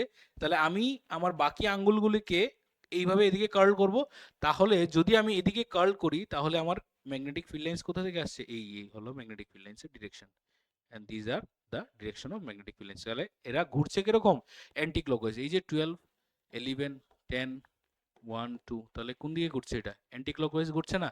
অ্যান্টি ক্লকওয়াইজ ঘুরছে। বোঝা গেছে জিনিসটা? তোমরা দেখে নাও, তোমাদের যদি বিশ্বাস না হয়, তোমরা ভিডিওটা দেখে নাও, তাহলে আরো বিশ্বাস হয়ে যাবে। একটা এরকম একটা কন্ডাক্টর বানিয়েছে, এটার মধ্যে আয়রন ফিলিংস গুলো স্প্রিঙ্কেল করছে, করার পরে এখনো ইলেকট্রিসিটি দেয়নি, ঠিক আছে? তো ইলেকট্রিসিটি এখন দিয়েছে, দিয়ে তারপর এটার মধ্যে ট্যাপিং করছে, করার পর দেখা যাচ্ছে যে এই যে ম্যাগনেটিক ফিল্ড লাইন্সের ডিরেকশন গুলো, এই দেখো, ঠিক আছে? তোমরা দেখতে পাচ্ছ না, গেম জানি না, তো দেখে নেই। হ্যাঁ, মোটামুটি তো দেখা যাচ্ছে গোল গোল ঘুরছে, ঠিক আছে? এই যে এখানের মধ্যে গোল গোল এরকম করে দেখা যাচ্ছে, এই যে এরকম গোল গোল গোল গোল দেখা যাচ্ছে। তো these are the magnetic field lines. এবং এদের ডিরেকশনটা কিরকম হবে আমরা দেখে নিয়েছি। যদি উপর দিকে হয়, তাহলে এই ডিরেকশন হবে, এই ডিরেকশন হবে, ঠিক আছে? যদি উপর দিকে হয়। আর যদি নিচের দিকে হয়, যদি নিচের দিকে যায়, আমরা সব উপর দিক দেখছি, যদি নিচের দিকে হয় তাহলে কারেন্ট যদি নিচের দিকে হয় তাহলে আমরা আবার সেম থাম্ব রুল ইউজ করব। তাহলে থাম্ব রুল যদি ইউজ করি, আমি নিচের দিকে নিয়ে দিলাম কারেন্ট, তাহলে কারেন্ট যদি নিচের দিকে হয় তাহলে হাতগুলি কিরকম কার্ল হচ্ছে, এদিকে ক্লকওয়াইজ। তাহলে this is the direction of magnetic field lines. এটা হবে ম্যাগনেটিক ফিল্ড লাইন্স, এরকম করে ঘুরবে। বোঝা গেছে জিনিসটা? বোঝা গেছে নাকি? আশা তো করি। চলো, না বুঝলে তো বলবে। Next, magnetic field lines due to a current carrying circular conductor. আচ্ছা, আমরা এত সময় দেখেছি কি লম্বা তার, যদি এই তারটাকে আমি সার্কুলার করি, এই তারটাকে যদি আমি পেঁচিয়ে এরকম করে সার্কুলার করি, তাহলে তখন তার ম্যাগনেটিক ফিল্ড লাইন্স কিরকম হবে। তাহলে এই জিনিসটা দেখো, আমি কিছু না, আমি জাস্ট ওই লম্বা তার ছিল, ওই লম্বা তারটাকে একটু ব্যান্ড করে এরকম করে জাস্ট বেঁকে নিয়েছি। তো এখন যদি আমি বেঁকে নেই, কিছু না, আমার এই ছিল সার্কিটটা আমি একটু আবার ড্র করে নিই, এখানে আসলে ঝাপসা আছে জিনিসটা। এই হলো সার্কিট, ঠিক আছে, এই হলো সার্কিট। তার ডিরেকশনটা হলো এইদিকে, কারেন্টের ডিরেকশনটা হলো এইদিকে, কারণ এটা পজিটিভ টার্মিনাল, এটা নেগেটিভ টার্মিনাল, ঠিক আছে। তো কারেন্ট এরকম করে যাচ্ছে, এই যাচ্ছে কারেন্ট এরকম গিয়ে এইভাবে যাচ্ছে। তাহলে আমরা ধরে নেই যে এটা একটা লং ওয়্যার, এটা একটা লং ওয়্যার, মানে এটা লং ওয়্যারের টুকরো, এটা লং ওয়্যারের টুকরো। তাহলে এই জিনিসটা যদি একটু আমরা দেখে নেই, তাহলে এদিকে দেবো আমরা কারেন্ট ডিরেকশন, আর কারেন্টটা এরকম করে গিয়ে গিয়ে গিয়ে আবার এদিকে নিচে নামছে, তাই তো? তাহলে এদিকে দেবো কারেন্ট ডিরেকশন। তাহলে এখানে একটা লম্বা তার উপর দিকে কারেন্ট নিচ্ছে, এখানে একটা লম্বা তার নিচের দিকে কারেন্ট, মানে এই যে সেকশনটা আমি নিয়েছি ম্যাগনেটিক ফিল্ড লাইন্সের জন্য আর কি। তো যদি আমি এই সেকশনটা নেই, তাহলে এখানে আমি দেখছি যে আমার কারেন্ট কিরকম উপর দিকে, তাহলে ম্যাগনেটিক ফিল্ড লাইন কিরকম হবে, কার্ল হবে এই দিকে। তাহলে এই আসছে আমার ম্যাগনেটিক ফিল্ড লাইন, এই যে দেখো এরকম এরকম করে বোর্ডের ভিতরে ঢুকছে না, এই যে বোর্ডের ভিতরে ঢুকছে, বোর্ডের ভিতরে ঢুকে এরকম ঘুরে ঘুরিয়ে আসছে। তাহলে এই হলো ম্যাগনেটিক ফিল্ড লাইন্সের ডিরেকশন। তাহলে এরকম হলে ম্যাগনেটিক ফিল্ড লাইন্সের ডিরেকশন, এই হবে ম্যাগনেটিক ফিল্ড লাইন্সের ডিরেকশন। এটার মধ্যে কি হবে দেখো, এটার মধ্যে কি হবে, আমার কারেন্ট নিচের দিকে, কারেন্ট ডিরেকশন নিচের দিকে, তাহলে আমার কার্লটা কিরকম হবে, এই দিকে ঢুকছে বোর্ডের ভিতরে, ঠিক আছে, ঢুকিয়ে এরকম করে বেরিয়ে আসছে। তাহলে this is the magnetic field lines, this is the direction of magnetic field lines. তাহলে কিরকম দেখা যাচ্ছে, সেন্টারের মধ্যে দেখা যাচ্ছে ম্যাগনেটিক ফিল্ড লাইন্স ম্যাক্সিমাম, কারণ সেন্টারের মধ্যে এদিকেও যাচ্ছে এদিকেও যাচ্ছে, তাহলে এই জায়গাতে ম্যাগনেটিক ফিল্ড লাইন্স ম্যাক্সিমাম হবে, ঠিক আছে। এটা এদিকে যাচ্ছে, এটা এদিকে যাচ্ছে, বাকি জায়গাতে একটু কম হবে। তাহলে এই হলো ম্যাগনেটিক ফিল্ড লাইন্সের direction due to a current carrying conductor, ঠিক আছে, due to a current carrying circular conductor.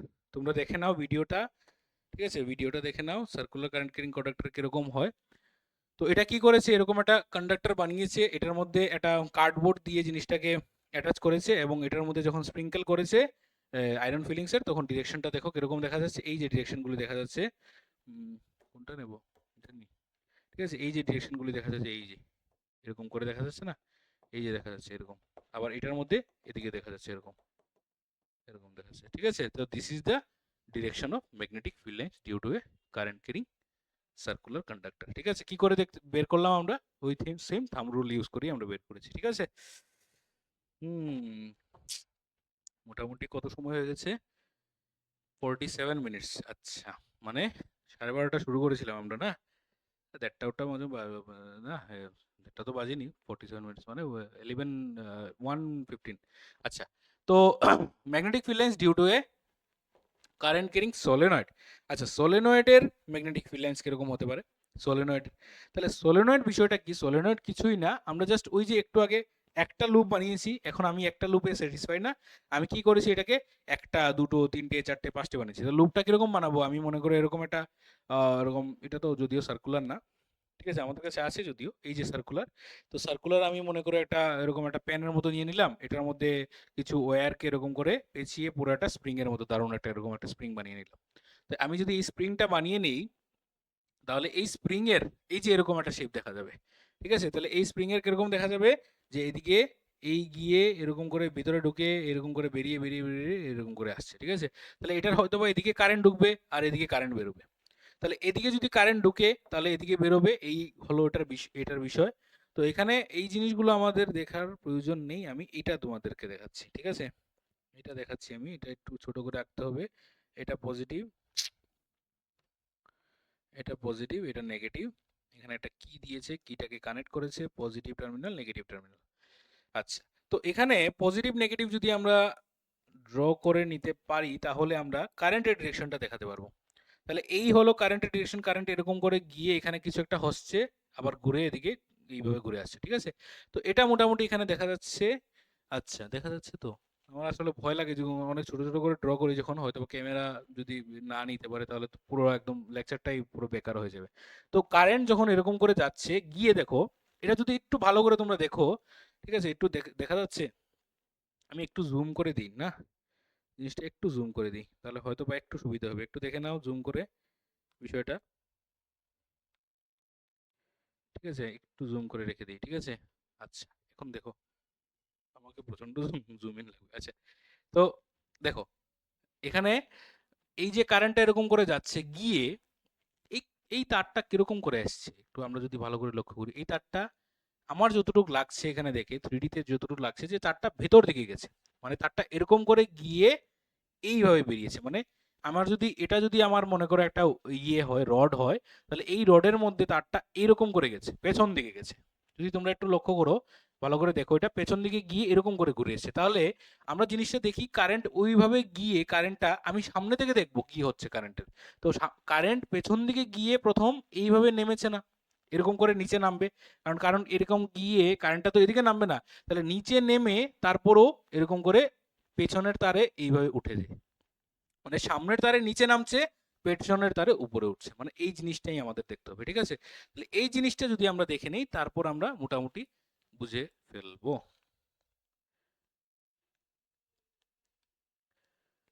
Focus করি।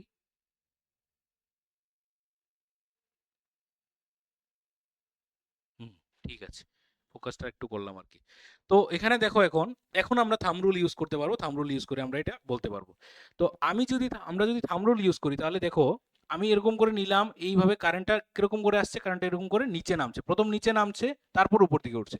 তাহলে কারেন্টটা কি হচ্ছে, প্রথম নিচে নামছে, নিচে নামছে, তারপর তারপর উপর দিকে হচ্ছে। তাহলে আমি যদি দেখি জিনিসটা, কারেন্ট প্রথম নিচে নামছে, তাহলে আমার চারটে ফিঙ্গার, এই যে চারটে ফিঙ্গার, ওরা এখন কি ডিনোট করছে, এখন কারেন্ট ডিনোট করছে। যে যদি এখন ওরা কারেন্ট ডিনোট করে, তাহলে কারেন্ট কিরকম হচ্ছে, কারেন্ট নিচের দিকে নামছে, তাহলে আমাদের যে থামটা, সে কোন দিকে ইন্ডিকেট করলো, তাহলে এই দিকে ইন্ডিকেট করলো। তার মানে কি, এটা আমাদের নর্থ পোল হয়ে যাবে, এটা আমাদের নর্থ পোল হয়ে যাবে। তাহলে এটা নর্থ পোল যদি হয়ে যায়, এটা আমাদের সাউথ পোল হয়ে যাবে। এই তো আমাদের শেষ। তাহলে আমরা একটা সলিনয়েডের ম্যাগনেটিক ফিল্ড লাইন জেনে গেলাম, one of the toughest thing বলা যায় ক্লাস 10 এর মধ্যে। তো এটার মধ্যে যদি এটা নর্থ পোল এটা সাউথ পোল হয়ে যায়, আমরা যদি কারেন্ট ডিরেকশন দেখে নিই তাহলে এটা নর্থ পোল। তাহলে এটা যদি নর্থ পোল হয় তাহলে তো এটা বার ম্যাগনেট, সিম্পল। যদি নর্থ পোল দেওয়া হয় তাহলে নর্থ পোল থেকে এদিকে আসবে, এই ডিরেকশন, এই যে নর্থ পোল এদিকে আসবে, তাহলে এদিক থেকে হলে এদিকে যাবে। কারণ আমার নর্থ পোল আর সাউথ পোলটাই আমার মেইন বের করতে। যদি আমি কোনো কারণে এটাকে নর্থ এটাকে সাউথ দিয়ে দিই, শেষ, পুরো আনসারটা আমার মাঠে মারা দেবে পুরো। বোঝা গেছে জিনিসটা? আচ্ছা, তাহলে এইভাবেই আমরা ডিরেকশন দেখে বলতে পারবো যে এখন যদি মানে জিনিসটা যদি এরকম হতো যে কারেন্ট এরকম হয়ে এই এই দিকে না এসে, মানে তারের এদিকে না ঢুকে তারটা এদিকে যাচ্ছে, তাহলে প্রথম কারেন্টটা এরকম করে যাচ্ছে, তাহলে আমাদের ডিরেকশনটা এরকম হতো। ঠিক আছে, হাতের পেছন পেছন দিকটা হতো। তাহলে পেছন দিক যদি হয় তাহলে এই হবে কার্ল, তাহলে এটা হবে নর্থ পোল, তখন ওইটা হয়ে যাবে সাউথ পোল। কারণ কারেন্টটা আমরা দেখি যে তারের এইভাবে গিয়ে এরকম করে আসছে। বোঝা গেছে জিনিসটা? আমি যতটুক বেস্ট মানে আন্ডারস্ট্যান্ডিং দিয়ে বোঝানো যায় আমি চেষ্টা করেছি কিন্তু তোমাদেরকে বোঝানোর। আশা করি তোমরা বুঝেছো, ঠিক আছে। না বোঝার কোনো কারণ নেই যদিও, ঠিক আছে। তারপরে যদি না বুঝতে পারো তাহলে আর কিছু করার নেই, কারণ এটা one of the easiest technique মানে বলা যায়। আমি এত বছর ধরে টিউশনের মধ্যে, কোচিং এর মধ্যে আমার এটা মানে বেস্ট প্রসেস লেগেছে, মানে ক্লকওয়াইজ অ্যান্টি ক্লকওয়াইজ সবকিছু বাদ দিয়ে এই থাম্ব রুল যদি জাস্ট ইউজ করি আমরা, ঠিক আছে। আচ্ছা, তোমরা দেখে নাও এখানে ডায়াগ্রামটা, এটা ভিডিওটা দেখে নাও, ভিডিওর মধ্যে কি করে করছে। তো এখানের মধ্যে একটা এরকম একটা লুপ ছিল আগে, ঠিক আছে, সার্কুলার, এখন অনেকগুলো লুপ বানিয়েছে, সেম কার্ডবোর্ড রেখেছে। এখন এটাকে যদি কারেন্ট দিয়ে জাস্ট একটু মানে ইয়ে করেছে, মানে নক করেছে, মানে এটা কেন করেছে যে এটা যাতে অ্যারেঞ্জ হতে পারে আর কি, ঠিক আছে। তো এই যে অ্যারেঞ্জমেন্টটা তোমরা একটু দেখো, এই অ্যারেঞ্জমেন্টটা কিরকম দেখাচ্ছে, এই যে ভেতরে ম্যাগনেটিক ফিল্ড লাইন্স, ঠিক আছে, দেখা যাচ্ছে যে এরকম করে বেরোচ্ছে, এইভাবে ঢুকছে, এরকম করে বেরোচ্ছে, এরকম ভেতর থেকে ম্যাগনেটিক ফিল্ড লাইন আছে। এবং এটার যে ভেতরে যে ম্যাগনেটিক ফিল্ড লাইন গুলো হয় না সোলিনয়েডের, সোলিনয়েডের ভেতরে ম্যাগনেটিক ফিল্ড লাইন কিন্তু প্রচন্ড ইউনিফর্ম হয়, এটা মনে রাখবে, ঠিক আছে। The magnetic field lines inside a solenoid is always uniform, মানে সব জায়গাতে সেম থাকে। বোঝা গেছে? এই জিনিসটা একটা কোশ্চেন আসে, এমসিকিউ কখনো কখনো আসে, এই জিনিসটা মাথাতে রাখবে, ঠিক আছে। আচ্ছা, নেক্সট কি আমাদের, নেক্সট ইলেকট্রোম্যাগনেট, মানে আমাদের ফার্স্ট হাফে চলে এসেছি। ফার্স্ট হাফ শেষ করে নিচ্ছি কত মিনিটে, বাবা 53 মিনিটে, মানে 2 ঘন্টা শেষ হয়ে যাবে ভিডিও। আচ্ছা, ভেরি গুড। এত কিছু সামনে কথা বলে 8 মিনিট কথা বললো 2 ঘন্টা শেষ করে দিচ্ছি। বাহ, ভেরি নাইস। আচ্ছা চলো, তো what is an electromagnet? When a magnetic material is covered, magnetic material বলছে কিন্তু অন্য জিনিস না, is converted into a magnet with the help of electric current is call electromagnet. মানে তুমি এমন একটা জিনিস নিয়েছো যেটা ম্যাগনেট অ্যাট্রাক্ট করতে পারে বা রিপালস করতে পারে, ঠিক আছে? যদি অ্যাট্রাক্ট করতে পারে, রিপালস না, অ্যাট্রাক্ট করতে পারে, ঠিক আছে? তো এমন একটা জিনিস নিয়েছো যেটা ম্যাগনেট অ্যাট্রাক্ট করতে পারে। তাহলে ম্যাগনেট যদি অ্যাট্রাক্ট করতে পারে একটা জিনিস আমরা নিলাম, এটাকে আমরা ম্যাগনেট বানিয়ে নেব। কি করে ম্যাগনেট বানাবো? আমরা কি করব, এরকম একটা আয়রনের নেল নেব। আয়রনকে তো ম্যাগনেট অ্যাট্রাক্ট করতে পারে, তাই তো? হ্যাঁ, আয়রনের একটা নেল নিব, এটার মধ্যে এটার উপরে একটা এরকম একটা কোটিং দেব, ইনসুলেটেড একটা কোটিং দেব, ঠিক আছে? দিয়ে তার উপর কপারের ওয়্যারকে এরকম করে পেঁচিয়ে দেবো, অনেকগুলো টার্ন দেবো, কপারের ওয়্যার, অ্যালুমিনিয়াম, যেগুলো নিতে পারো, নিয়ে এরকম করে কোটিং দিয়ে তারপর এটাকে একটা মানে ব্যাটারির মধ্যে কানেক্ট করে দেবো। এটা হলো আমাদের ব্যাটারির পজিটিভ টার্মিনাল, এটা নেগেটিভ টার্মিনাল। তো কারেন্ট এরকম করে বেরোচ্ছে, এইভাবে আসছে, এরকম করে ঘুরছে ঘুরছে ঘুরছে ঘুরছে, কারেন্ট অনেকবার ঘুরছে, ঘুরে এরকম করে যাচ্ছে। তাহলে এই জিনিসটা কি? এটা সলিনয়েডের মতো না? সলিনয়েড জাস্ট আলাদা কি, সলিনয়েড যেটা জাস্ট টার্নিং থাকে, তার মধ্যে টার্নস থাকে, কিছু ভিতরে ঢুকানো থাকে না। এটা কি? এটা সলিনয়েড প্লাস তার ভিতরে একটা সফট আয়রন বলতে পারো, বা একটা কি বলে, কোর বলে, ঠিক আছে? এটাকে কোর আমরা একটা ঢুকালাম, যেটা মানে ম্যাগনেটিক ম্যাটেরিয়ালের একটা জিনিস তৈরি। তো এই জিনিসটা যখন আমরা ঢোকাবো না, এইটা এমনি তো ম্যাগনেট হবেই, কিন্তু এটা ঢোকানোর পর না, এটার ম্যাগনেটিক যে কি বলে এটাকে, ম্যাগনেটাইজিং পাওয়ার বলতে পারো, ঠিক আছে? ওই ম্যাগনেটাইজিং পাওয়ারটা এটার অনেক বেশি বেড়ে যাবে যখন আমরা একটা কোর একটা ভিতরে ঢোকাবো। আর যদিও এই যে কোরটা জিনিসটা ঢোকানো, এটা আসলে সফট আয়রনের তৈরি হয়, ঠিক আছে? সফট আয়রনের আমরা ভিতরে, তার ভিতরে এই কোরটা দেই। তো এই যে যন্ত্রটা আমরা তৈরি করলাম, এই যে জিনিসটা তৈরি করলাম, এটার নাম হলো ইলেকট্রোম্যাগনেট।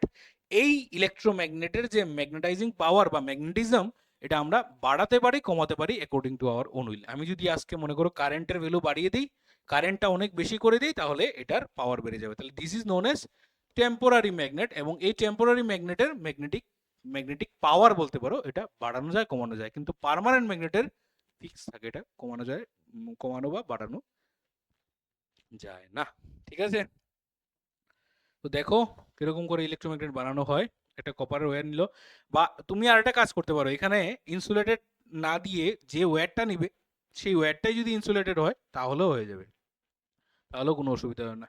এরকম নিয়ে জাস্ট কিছু টার্নস দিয়ে এটার মধ্যে একটা সেল টেল লাগিয়ে, ঠিক আছে, এটার মধ্যে এরকম সেল লাগিয়ে দিয়ে দিই, আয়রনের নেলস গুলোকে সে অ্যাট্রাক্ট করছে, মানে এই জিনিসটা পুরোটা একটা ম্যাগনেটের মতো হয়ে গেছে।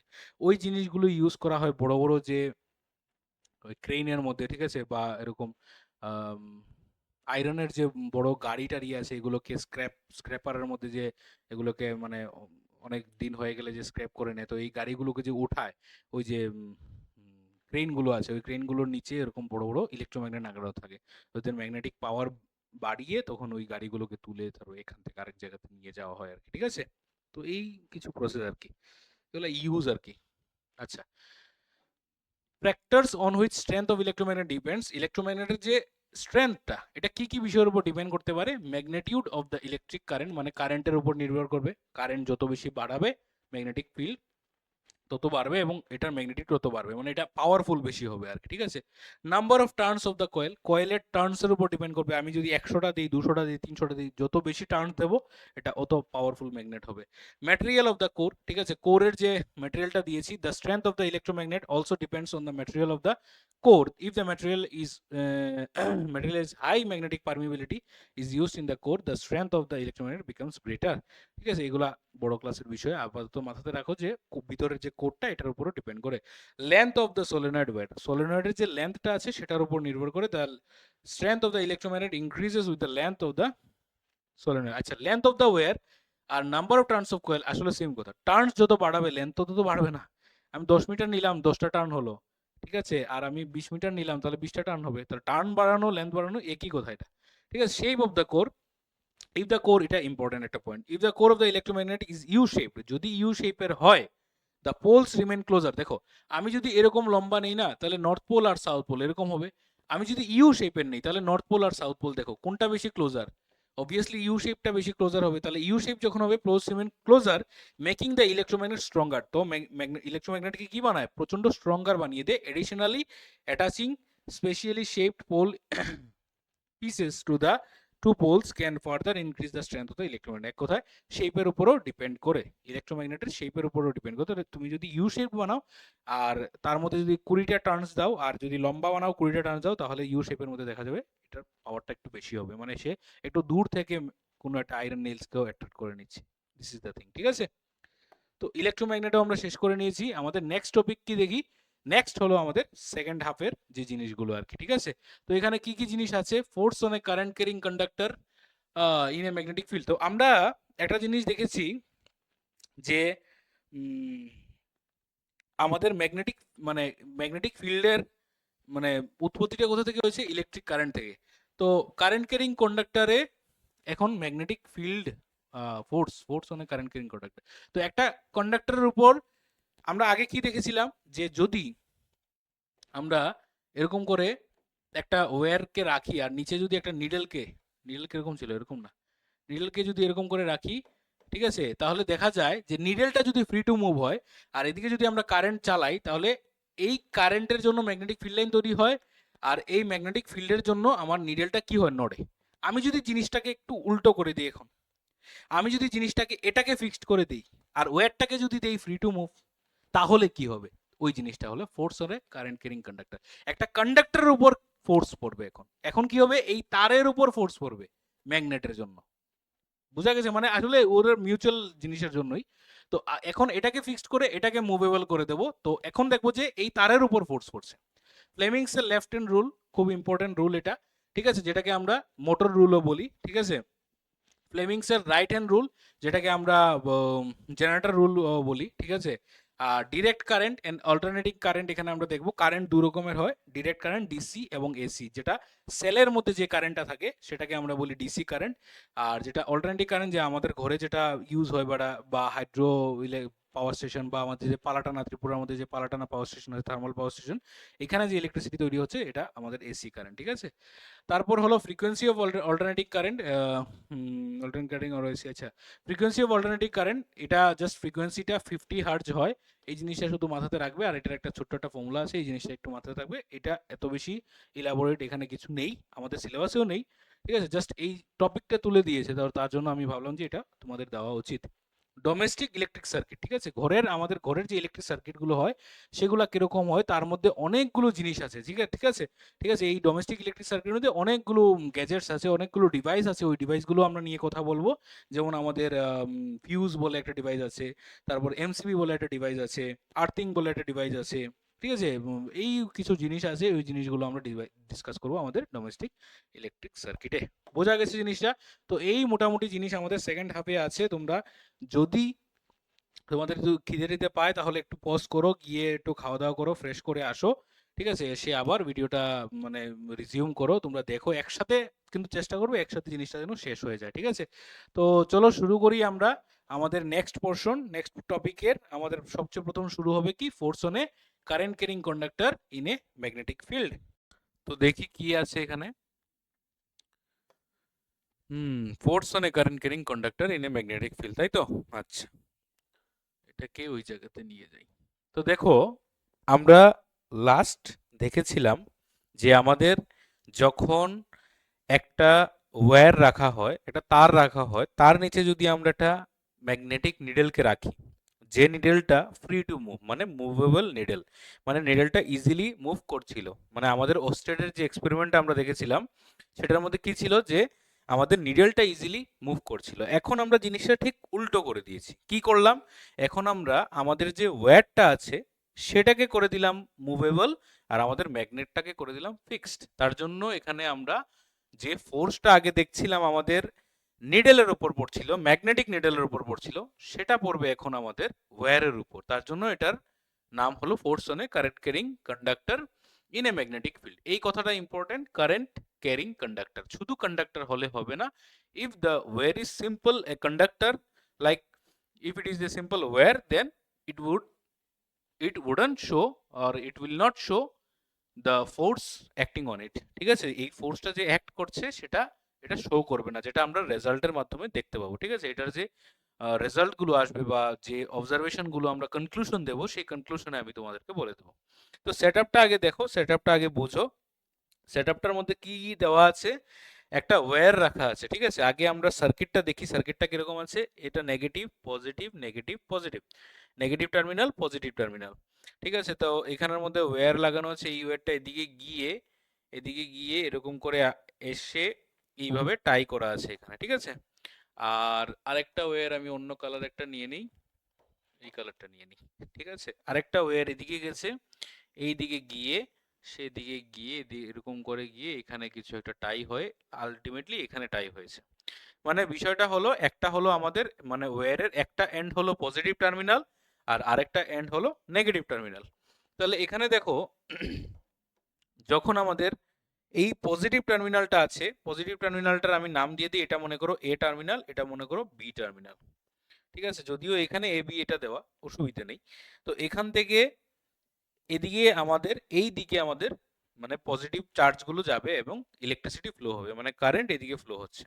তাহলে কারেন্ট যদি এদিকে ফ্লো হয়, এ টু বি কারেন্টটা ফ্লো হচ্ছে, তাহলে এই যে সেটআপটা রাখা আছে, এই সেটআপটা তো পেপারে ড্র করার জন্য এরকম একটু কার্ভ করে দিয়েছে, তাই তো? একটু মানে টিল্টেড দিয়েছে। কিন্তু বিষয়টা যদি আমরা একদম মানে দূর থেকে একটু সুন্দর করে যদি দেখি, তাহলে বিষয়টা কি বুঝবো?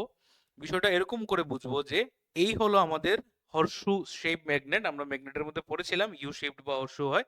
তো ইউ শেপ যে ম্যাগনেটটা আছে এটা এরকম করে আছে এবং এটার মধ্যে যে ওয়্যারটা দেওয়া আছে সেই ওয়্যারটা এইরকম।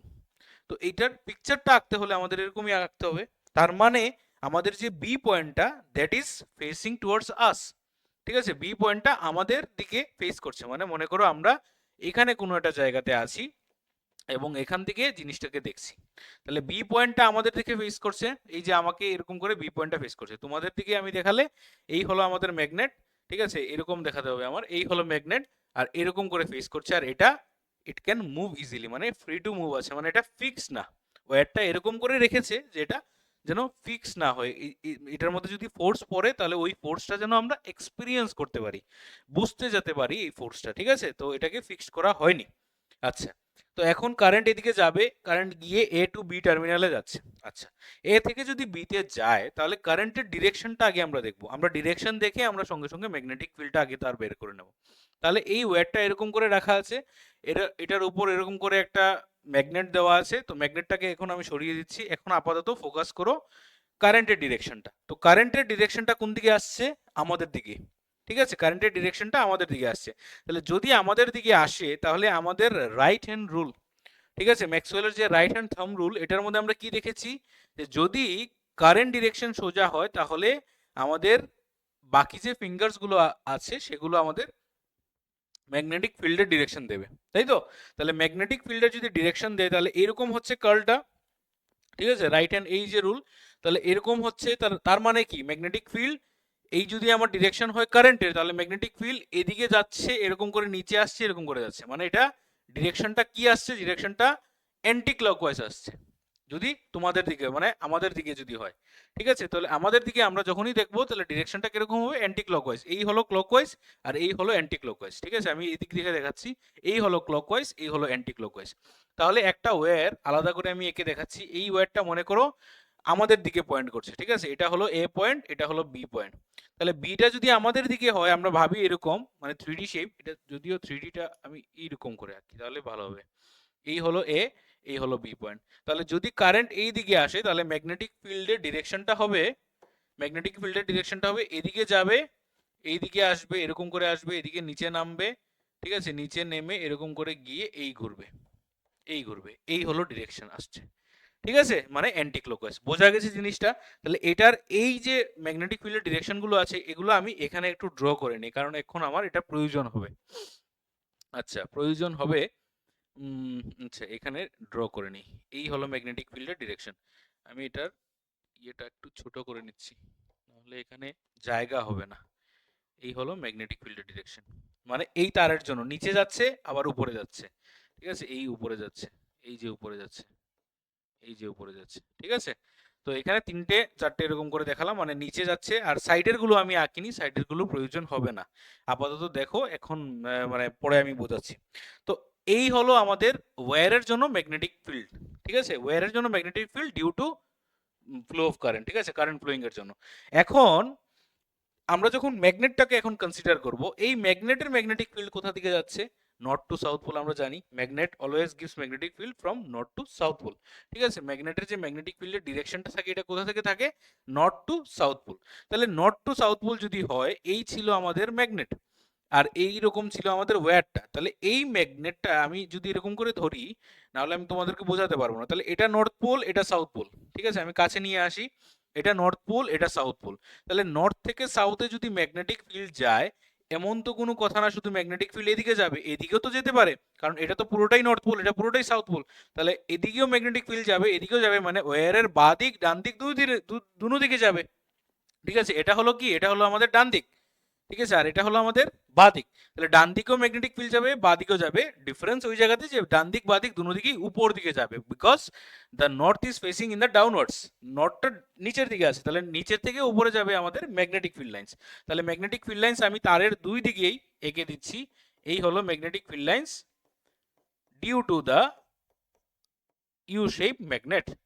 ঠিক আছে, এই হলো ম্যাগনেটের, এই হলো ম্যাগনেটিক ফিল্ড লাইন্স। ঠিক আছে, এটা হলো ওইদিকে, মানে তারের ভেতর দিক বাইরের দিক। এখন দেখো, কিছু ম্যাগনেটিক ফিল্ড লাইন্স নিচের দিকে, আর ওই দিকে কিছু ম্যাগনেটিক ফিল্ড লাইন্স উপর দিকে।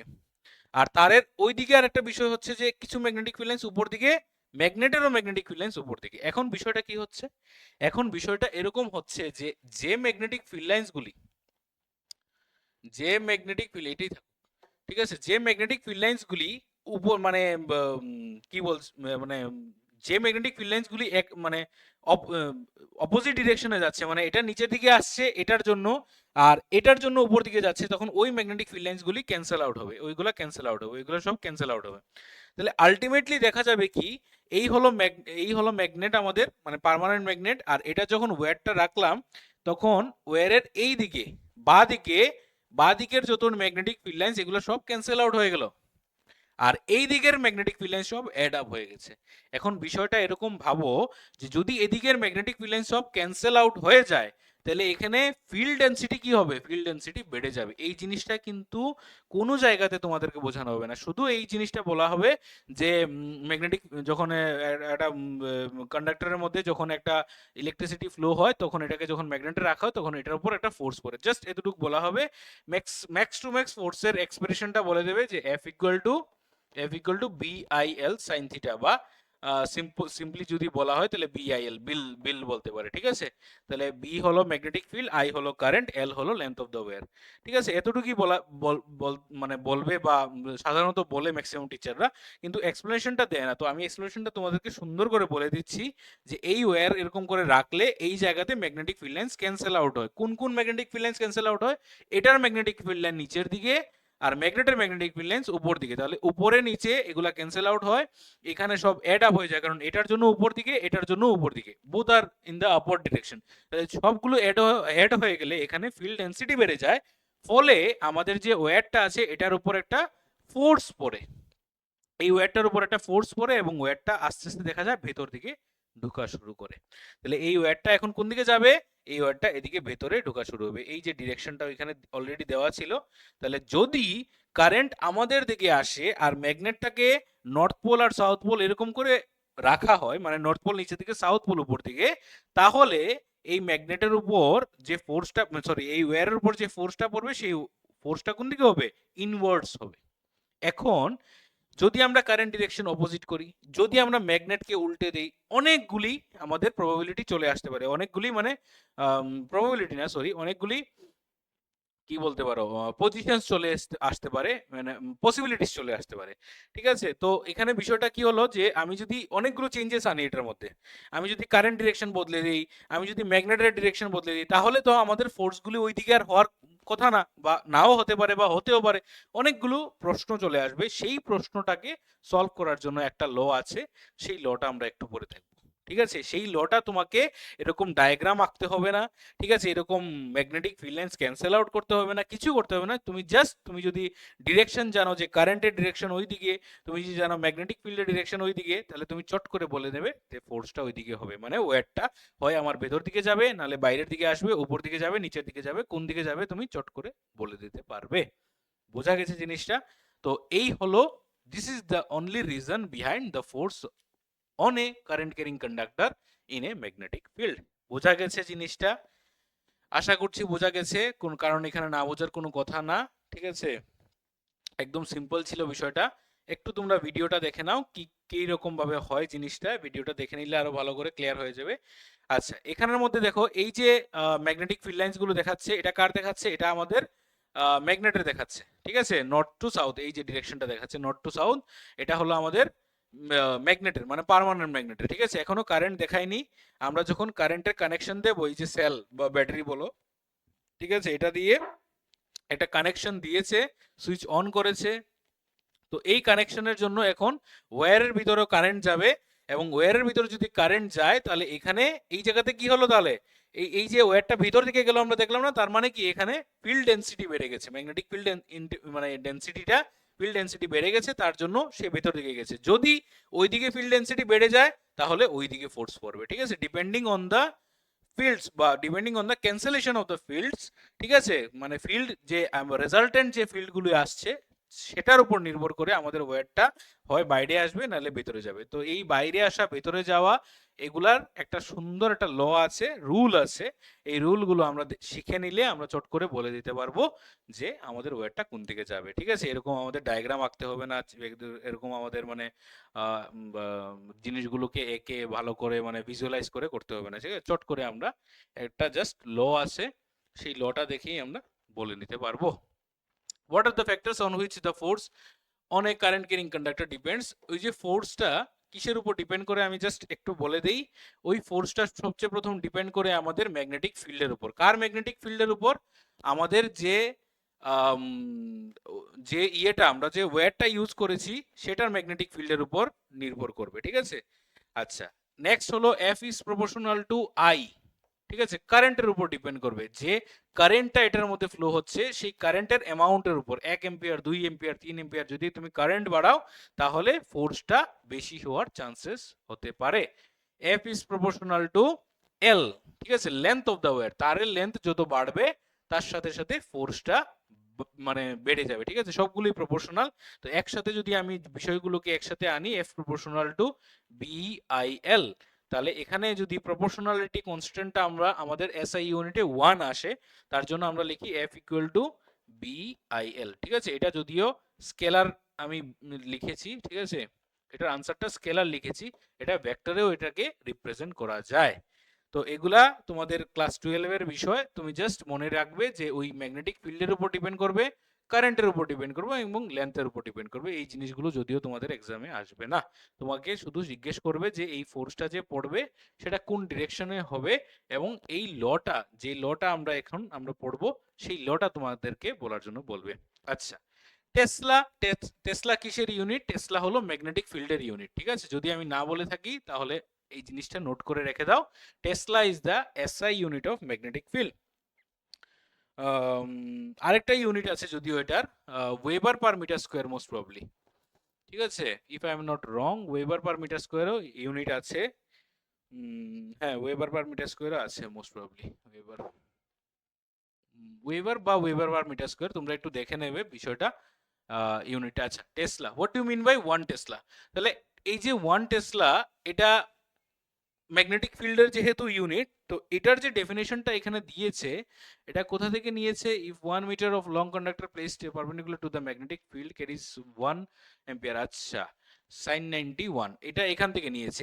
F equals to BIL sin theta, এটা একটা আমি ভ্যালু বলেছিলাম না, F equal to BIL sin theta. এটা আমরা যখন স্কেলার প্রোডাক্টটা নেই, ঠিক আছে, মানে স্কেলার না মানে ভেক্টর প্রোডাক্টটা নেই, তখন ভেক্টর প্রোডাক্টের আনসারটা আসে BIL sin থিটা, ঠিক আছে। তো এই জিনিসটাকে আমরা লিখতে পারি F ইকুয়াল টু, না, B ইকুয়াল টু লিখে নেব, ঠিক আছে। এখান থেকে B ইকুয়ালস টু আমরা লিখব F আপন IL sin থিটা। তাহলে এখন এখানের মধ্যে যদি আমরা 1 টেসলা বলতে চাই, ম্যাগনেটিক ফিল্ডকে যদি আমরা 1 টেসলা বলতে চাই, তাহলে 1 টেসলা যদি আমি বলি, তাহলে 1 টেসলা ইকুয়াল টু সবকিছু এখানে 1 হতে হবে। তার মানে ফোর্সটাও হবে 1 নিউটন, কারেন্টও হবে 1 অ্যাম্পিয়ার, ঠিক আছে, ওয়্যারের লেন্থও হবে 1 মিটার। আর সাইন থিটার ভ্যালু 1 কখন হয়? যখন থিটার ভ্যালু 90 ডিগ্রি হয়। Theta equals to 90 degree, sine 90 is equals to 1। তাহলে এখানে আমাদের অ্যাঙ্গেলটা আসবে sin 90। তাহলে এখন দেখো তুমি ডেফিনেশনের সাথে বিষয়টা মিলিয়ে দেখো কি বলছে। If a if a 1 meter 1 metre long conductor placed perpendicular কেন বলেছে, because the angle is 90 degree, perpendicular to the magnetic field, ঠিক আছে, ম্যাগনেটিক ফিল্ডের সাথে যদি পারপেন্ডিকুলার রাখা হয়, caries A current of 1 ampere, 1 ampere যদি কারেন্ট ক্যারি করে, and experiences a force of 1 Newton, যদি 1 নিউটনের ফোর্স সে এক্সপেরিয়েন্স করে, দেন the strength of that magnetic field is defined as 1 tesla. তাহলে ওই জায়গাতে যে ম্যাগনেটিক ফিল্ডটা তৈরি হবে, সেই ম্যাগনেটিক ফিল্ডের যে ইন্টেন্সিটিটা বলতে পারো, যা বা ভ্যালুটা বলতে পারো, বা হ্যাঁ কি বলে এটাকে, ম্যাগনিটিউডটা বলতে পারো, দ্যাট উইল বি 1 টেসলা। ঠিক আছে, যদি একটা ওয়্যার নেই 1 মিটার লম্বা, সেটাকে যদি পারপেন্ডিকুলার রাখা হয় ম্যাগনেটিক ফিল্ডের সাথে, এবং সেই ওয়্যারের উপর যদি 1 নিউটন ফোর্স পড়ে due to the flow of 1 ampere current, then the magnetic field that is produced in that area is said to be known as 1 Tesla. বুঝা গেছে, এটাকে আমরা 1 টেসলা বলবো। ক্লিয়ার জিনিসটা? আশা করি ক্লিয়ার হয়েছে, ভালো করে ক্লিয়ার হবে, কারণ না হওয়ার কথা না।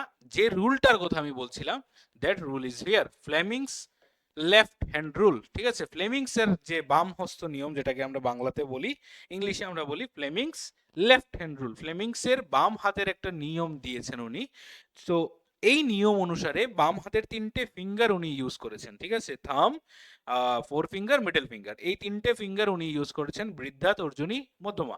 তো এই 3টে ফিঙ্গার উনি ইউজ করে এই 3টে ফিঙ্গারকে 3টে ফিজিক্যাল কোয়ান্টিটিতে ডিফাইন করেছেন, এবং এগুলা এরকম ভাবে একে অপরের সাথে মানে সেট আপ হয়ে আসছে যে যদি আমি দুটো জিনিসের ভ্যালু জানি, if I know any two of the values, then I can identify or I can find the third one, আমি তৃতীয় নাম্বারটাও আমি বের করতে পারবো।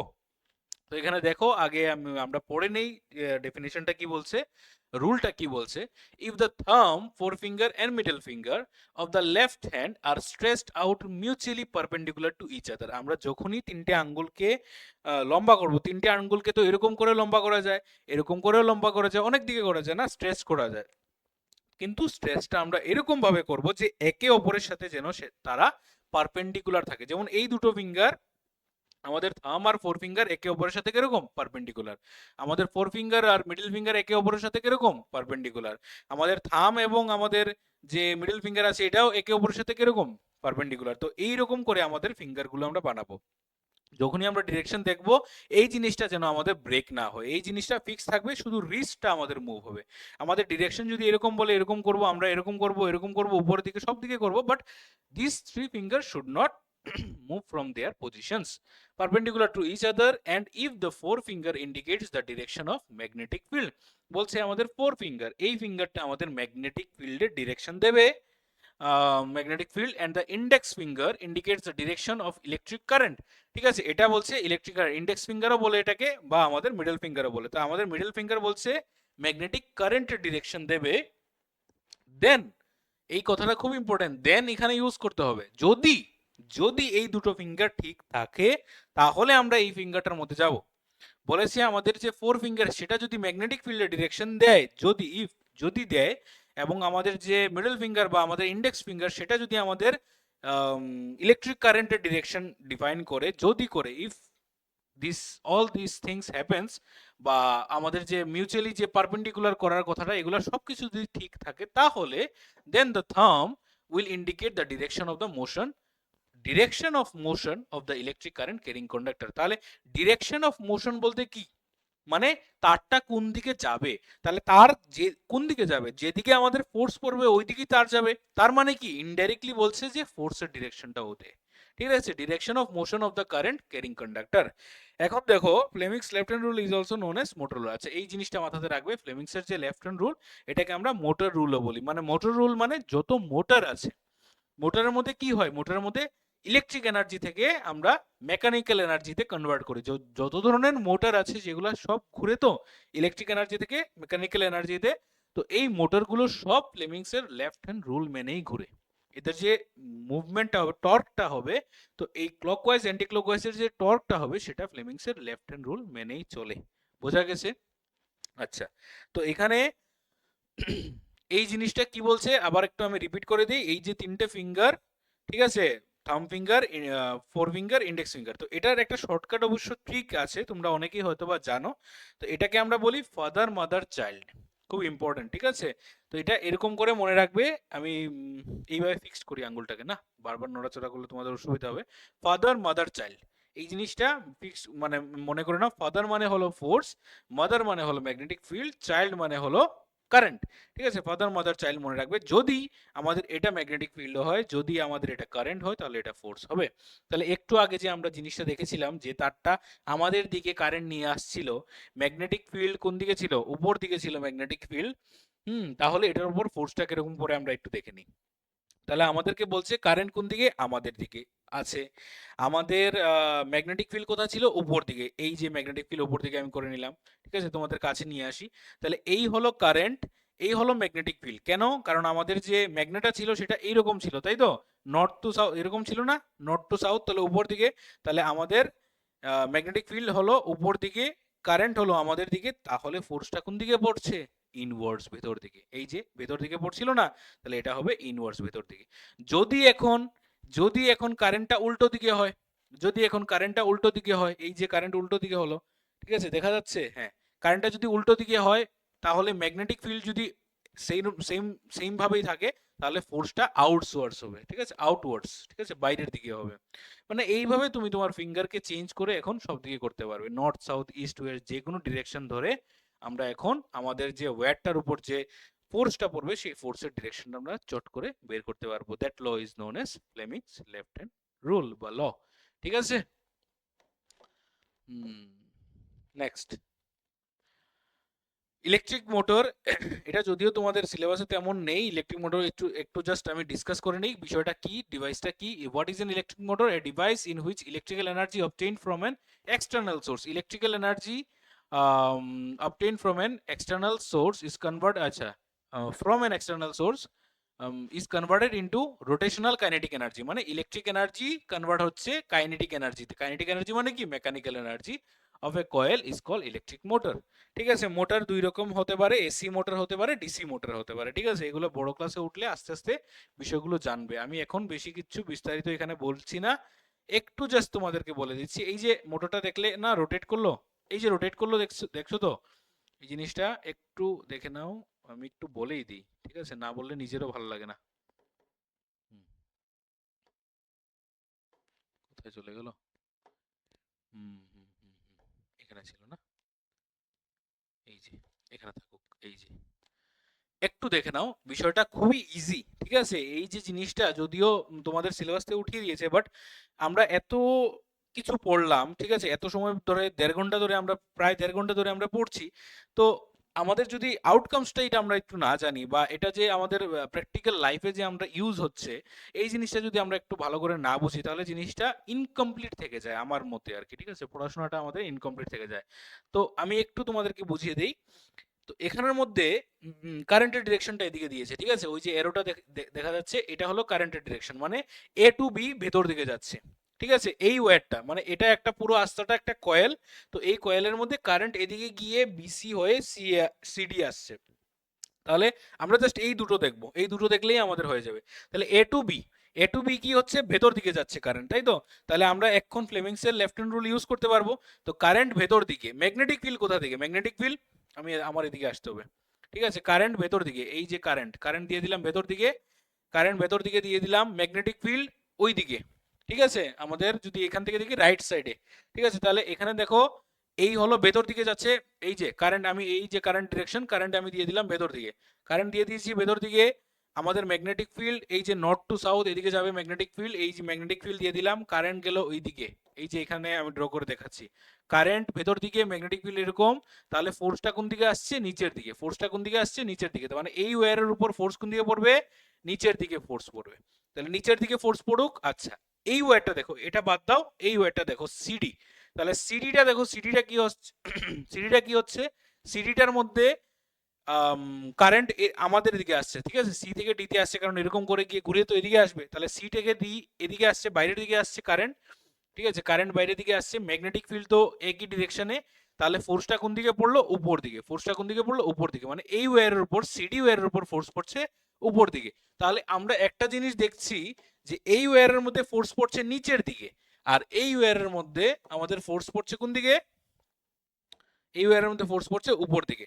তাহলে তুমি একটা জিনিস বোঝো যে যদি এরকম একটা লুপ থাকে বা এরকম একটা কয়েল থাকে, ঠিক আছে, এরকম একটা কয়েল যদি থাকে যেটার মধ্যে ফোর্স একদিকে আমি দিচ্ছি নিচের দিকে, ঠিক আছে, একদিকে আমি নিচের দিকে ফোর্স দিচ্ছি, একদিকে উপর দিকে দিচ্ছি, তাহলে নিচে উপরে এরকম করে দিলে জিনিসটা কি হবে? এই জায়গাতে ঘুরবে। তাহলে বিষয়টা কি হলো? একটা মোটরের মতো কাজ করছে। কারণ আমি নিচের দিকে ফোর্স দিচ্ছি, এদিকে উপর দিকে ফোর্স দিচ্ছি, তাহলে জিনিসটা কিরকম হবে? এটা এই ডিরেকশনে ঘুরবে, তাই তো? তাহলে এই ডিরেকশনে যদি ঘুরে, তাহলে ক্লকওয়াইজ ডিরেকশনে ঘুরছে মোটরটা, আমি এদিক থেকে দেখলে ক্লকওয়াইজ ডিরেকশনে দেখছি আমরা। তাহলে এই যে জিনিসটা ঘুরছে due to what? Due to the force acting on the two, কি বলতে পারো, two parts of the wire, ঠিক আছে, ওয়্যারের দুটো পার্টসের মধ্যে ফোর্স পড়ার জন্য রেজাল্টেন্ট ভাবে দেখা যাচ্ছে একটা টর্ক তৈরি হচ্ছে। টর্ক মানে কি? ওই রোটেশন যে বিষয়টা, ঠিক আছে। তাহলে এইভাবেই আমাদের মোটরগুলো কাজ করে। বোঝা গেছে জিনিসটা? একটু সময়ের ছিল জিনিসটা, কিন্তু আমি যদি না দিতাম হয়তো বা তোমাদেরও ভালো লাগতো না, বিষয়টা ইনকমপ্লিট থাকতো, ঠিক আছে। একদিকে ফোর্স নিচের দিকে পড়ছে, এদিকে ফোর্স উপর দিকে পড়ছে, তাহলে আলটিমেটলি দেখা যাবে যে আমাদের কয়েলটা এইভাবে এরকম করে ঘোরা শুরু হবে, এই যে এরকম করে ঘুরছে। তাহলে এখানে কি হলো? কারেন্ট দিচ্ছি, কারেন্টের জন্য আমাদের একটা কয়েল ঘুরছে, আর এই কয়েলের সামনে যদি আমি পাখা টাকা লাগিয়ে দিই তাহলে এটাই আমাদের ফ্যান, ঠিক আছে। তাহলে যতগুলো মোটর আছে, আমরা যতগুলো মোটর ডিভাইস দেখবো, মিক্সি গ্রাইন্ডার থেকে শুরু করে, ওয়াটার পাম্প থেকে শুরু করে, ফ্যান থেকে শুরু করে, আমাদের যে সিপিইউর ভিতরে যে ছোট ফ্যান থাকে, মানে এভরিথিং, যত ধরনের ফ্যান জাতীয় যত জিনিস আছে, মোটর জাতীয় যত জিনিস আছে, সবগুলোর মধ্যে একই প্রিন্সিপালে কাজ করে। বোঝা গেছে? আমাদের ওই ফ্লেমিংসের লেফট হ্যান্ড রুল মেনেই চলে। আচ্ছা, নেক্সট প্রিন্সিপালটা একটু দেখে নাও। Electric motor, if a rectangular coil is placed in a magnetic field and the electric current is passed through it, a force act on the coil causing it to rotate, ঠিক আছে। একটা force এটার মধ্যে পড়ে, আমরা দেখেছিলাম একটা force নিচের দিকে থাকে আর একটা ফোর্স উপর দিকে থাকে। কয়েলের একটা সাইডের মধ্যে থাকে নিচের দিকে, একটা সাইডে উপর দিকে, বা উল্টো হতে পারে, এইদিকে উপরে হতে পারে, এদিকে নিচে হতে পারে। আলটিমেটলি দেখবো যে একটা মানে কি বলে, equal in magnitude but different in direction. একই ম্যাগনিটিউডের ডিফারেন্ট ডিরেকশনে দুটো ফোর্স পড়ছে, এটাকে আমরা বলি কাপল, ঠিক আছে। কাপল অফ ফোর্সেস আমরা বলি, যেটার জন্য টর্ক তৈরি হয় আর কি, ঠিক আছে। আচ্ছা, মোটর দুই রকমের হয়, ডিরেক্ট কারেন্ট ও ডিসি মোটর, অল্টারনেটিং কারেন্ট বা এসি মোটর, ঠিক আছে। এই জিনিসগুলো শুধু নামগুলো মনে রাখো, পরে তোমাদের লাগবে। ফ্লেমিংসের রাইট হ্যান্ড রুল, এটা একটু জাস্ট আমি ডিসকাস করব, বেশি কিছু বলবো না, এটা নেই তোমাদের সিলেবাসে। ইফ দ্য থাম, আচ্ছা বিষয়টা সেমই, বিষয়টা একদম সেম, কোনো ধরনের কোনো কিছু নেই, বলতেও হবে না। জাস্ট ওইদিকে কি ছিল, ওইদিকে যদি এটা আমাদের ম্যাগনেটিক ফিল্ড, এটা যদি আমাদের কারেন্ট হয়, তাহলে এটা হবে আমাদের ফোর্স। মানে আমরা ফোর্স জানতাম না, মানে আমরা ইলেকট্রিসিটি দিয়ে আমরা ম্যাগনেট তৈরি করছি, মানে সরি মোটর তৈরি করছি, মেকানিক্যাল এনার্জিতে তৈরি করছি। মানে মেকানিক্যাল এনার্জি মানে কি? এটা হলো রোটেটিং সামথিং, ঠিক আছে, একটা কাইনেটিক এনার্জি তৈরি হচ্ছে। আর জিনিস রোটেট করা মানে কি? ফোর্স তার মধ্যে পড়া। তো সেই ফোর্সের ডিরেকশনটা আমরা বের করছি। এটার মধ্যে কি, রাইট হ্যান্ড রুলের মধ্যে আমরা কারেন্টের ডিরেকশনটা বের করব। মানে ইনডিউসড কারেন্ট, যে কারেন্টটা তৈরি হবে, তার মানে কি? তার মানে হলো এখন মোটরটাকে আমরা হাত দিয়ে নাড়াবো বা কোনো একটা ডিভাইস দিয়ে নাড়াবো, ঠিক আছে। তো মোটরটাকে আমি নাড়ালাম, তার মানে কি? আমি ফোর্সটা দিলাম। রাইট হ্যান্ড কোথায়? এই যে রাইট হ্যান্ড রুল। তো আমি ফোর্সটা দিলাম, আমি ম্যাগনেটিক ফিল্ড আছে আমার কাছে, তাহলে ফোর্স ম্যাগনেটিক ফিল্ড হলে কারেন্টের ডিরেকশন আসবে, ঠিক আছে। এখন জিনিসটা উল্টো হবে। If we have the direction of force বা direction of motion of the wire বলতে পারো, if we have the magnetic field, then we'll get the direction of current বা ইনডিউসড কারেন্ট, এটাকে আমরা বলি, যে কারেন্টটা তৈরি হয়, ঠিক আছে। তো এটা আসলে কি? এটা হলো আমাদের ডাইনামো রোল বা জেনারেটর রোল আমরা বলি। ডাইনামো, ছোট ছোট ধরনের যে জেনারেটর গুলো থাকে, এদেরকে ডাইনামো বলা হয়। জেনারেটর মানে কি? ইলেকট্রিসিটি জেনারেট করা, তৈরি করা। এটা ঠিক উল্টোটা, এটা ইলেকট্রিসিটি তৈরি করবে, জেনারেট করবে, ঠিক আছে। একবার আমি পড়ে শুনিয়ে দিই তোমাদেরকে। If the thumb, forefinger and the middle finger of the right hand are extended mutually perpendicular to each other, and if the forefinger indicates the direction of magnetic field, আগে দেখো forefinger কে বলছে ম্যাগনেটিক ফিল্ড, ঠিক আছে। forefinger direction of magnetic field and the thumb, এখন thumb চলে এসছে, এখন আমাদের আর মিডল ফিঙ্গার বা ইন্ডেক্স ফিঙ্গার আসবে না, এখন থামের কথা বলবে। Thumb indicates the direction of motion of the conductor, then the middle finger will indicate the direction of the induced current. তাহলে সেই ইনডিউসড কারেন্টের ডিরেকশনটা দেখাবে, যে কারেন্টটা ইনডিউসড হবে, তৈরি হবে, সেটার ডিরেকশন সে দেখাবে। বোঝা গেছে জিনিসটা, কারেন্টটা কোন দিকে আসবে আর কি। নাও মোটামুটি শেষের দিকে চলে এসেছি আমরা। Direct current and alternating current. What is mean by direct current? If the electric current of a circuit always flow in the same direction, যদি একই ডিরেকশনে যায়, ঠিক আছে, ডিরেক্ট কারেন্টের যে গ্রাফগুলি হয় বা ডিরেকশন যেগুলি হয় আমি একটু দেখিয়ে দিই। ঠিক আছে, এটা যদি আমাদের এক্স ওয়াই এক্সিস হয়, ঠিক আছে, এটার মধ্যে ডিরেক্ট কারেন্টের গ্রাফটা এরকম দেখা যায়। এই হলো ডিরেক্ট কারেন্ট, ঠিক আছে, একই ডিরেকশনে আর কি। ঠিক আছে, একই ডিরেকশন এরকম হতে পারে বা এরকম হতে পারে, এইরকম হতে পারে, ঠিক আছে, সবই একই। তুমি দেখো মানে সবগুলো একই কি বলে কোয়াড্রেন্টের মধ্যে। ঠিক আছে, কোয়াড্রেন্ট চিনো তো তোমরা? কোয়াড্রেন্ট যদি না জানো আমি বলে দিই, এটা ফার্স্ট কোয়াড্রেন্ট, এটা সেকেন্ড কোয়াড্রেন্ট, এটা থার্ড কোয়াড্রেন্ট, এটা ফোর্থ কোয়াড্রেন্ট। এটার মধ্যে থাকে পজিটিভ পজিটিভ, ঠিক আছে, কারণ এটার মধ্যে এক্স পজিটিভ ওয়াইও পজিটিভ। এটার মধ্যে কি হয়, এটার মধ্যে এক্স নেগেটিভ হয় ওয়াই পজিটিভ হয়, মানে নেগেটিভ পজিটিভ। এটার মধ্যে কি হয়, এটার মধ্যে বোথ আর নেগেটিভ, ঠিক আছে, ওয়াই ড্যাশ এক্স ড্যাশ, তাহলে এরা দুজনেই নেগেটিভ, তাহলে নেগেটিভ নেগেটিভ, আর এটার মধ্যে হলো পজিটিভ নেগেটিভ। ঠিক আছে, এই হলো কোয়াড্রেন্ট, চারটে কোয়াড্রেন্ট থাকে। তো এখানে আমাদের সবগুলোই ফার্স্ট কোয়াড্রেন্টের মধ্যে মধ্যে পড়ে। তো এটার জন্য আমরা বলি একই ডিরেকশনে, মানে এখানে ডিরেকশন চেঞ্জ করছে না, একই ডিরেকশনে যাচ্ছে। এটাকে তোমরা মনে করবে না ডিরেকশন চেঞ্জ করছে, এটা এরকম না, মানে সে যদি একই দিকে যায় আর কি, আমরা বলি মানে একই কোয়াড্রেন্টে থাকে, মনে রাখবে। This are the graphs of direct currents. Direct কারেন্টের সোর্স গুলো কোথায় হতে পারে? ইলেকট্রিক সেল, তড়িৎ কোষে হতে পারে, ঠিক আছে, যে নর্মাল সেলগুলো আছে আমরা দেখি, ঠিক আছে, ছোট ছোট সেলগুলো আছে, এই সেলগুলো রিমোটের মধ্যে যে ইউজ করি, এই সেলগুলোর মধ্যে থাকতে পারে। ব্যাটারি, ঠিক আছে, ডিসি জেনারেটর এটসেট্রা। ঠিক আছে, ডিসি জেনারেটরও আমাদের ডিরেক্ট কারেন্টের সোর্স হতে পারে। ডিসি জেনারেটর, যেটা ডিসি জেনারেটর মানে কি, যেখানে ডিসি কারেন্ট তৈরি করা হচ্ছে। ঠিক আছে, এসি জেনারেটরও আছে, ডিসি জেনারেটর আছে। আমরা সাধারণত যে বিএ ফাংশন টেনশন এগুলোর মধ্যে যে স্মল ছোট ওই যে হন্ডার যে জেনারেটর গুলো আছে যেগুলো আমরা ইউজ করি, বা বিভিন্ন অন্য ব্র্যান্ডেরও থাকতে পারে, তো সেই জেনারেটর গুলো যে কারেন্টটা তৈরি করে সেটা এসি কারেন্ট তৈরি হয়। ঠিক আছে, চলো। প্রচন্ড ঠান্ডা। Alternating current, AC.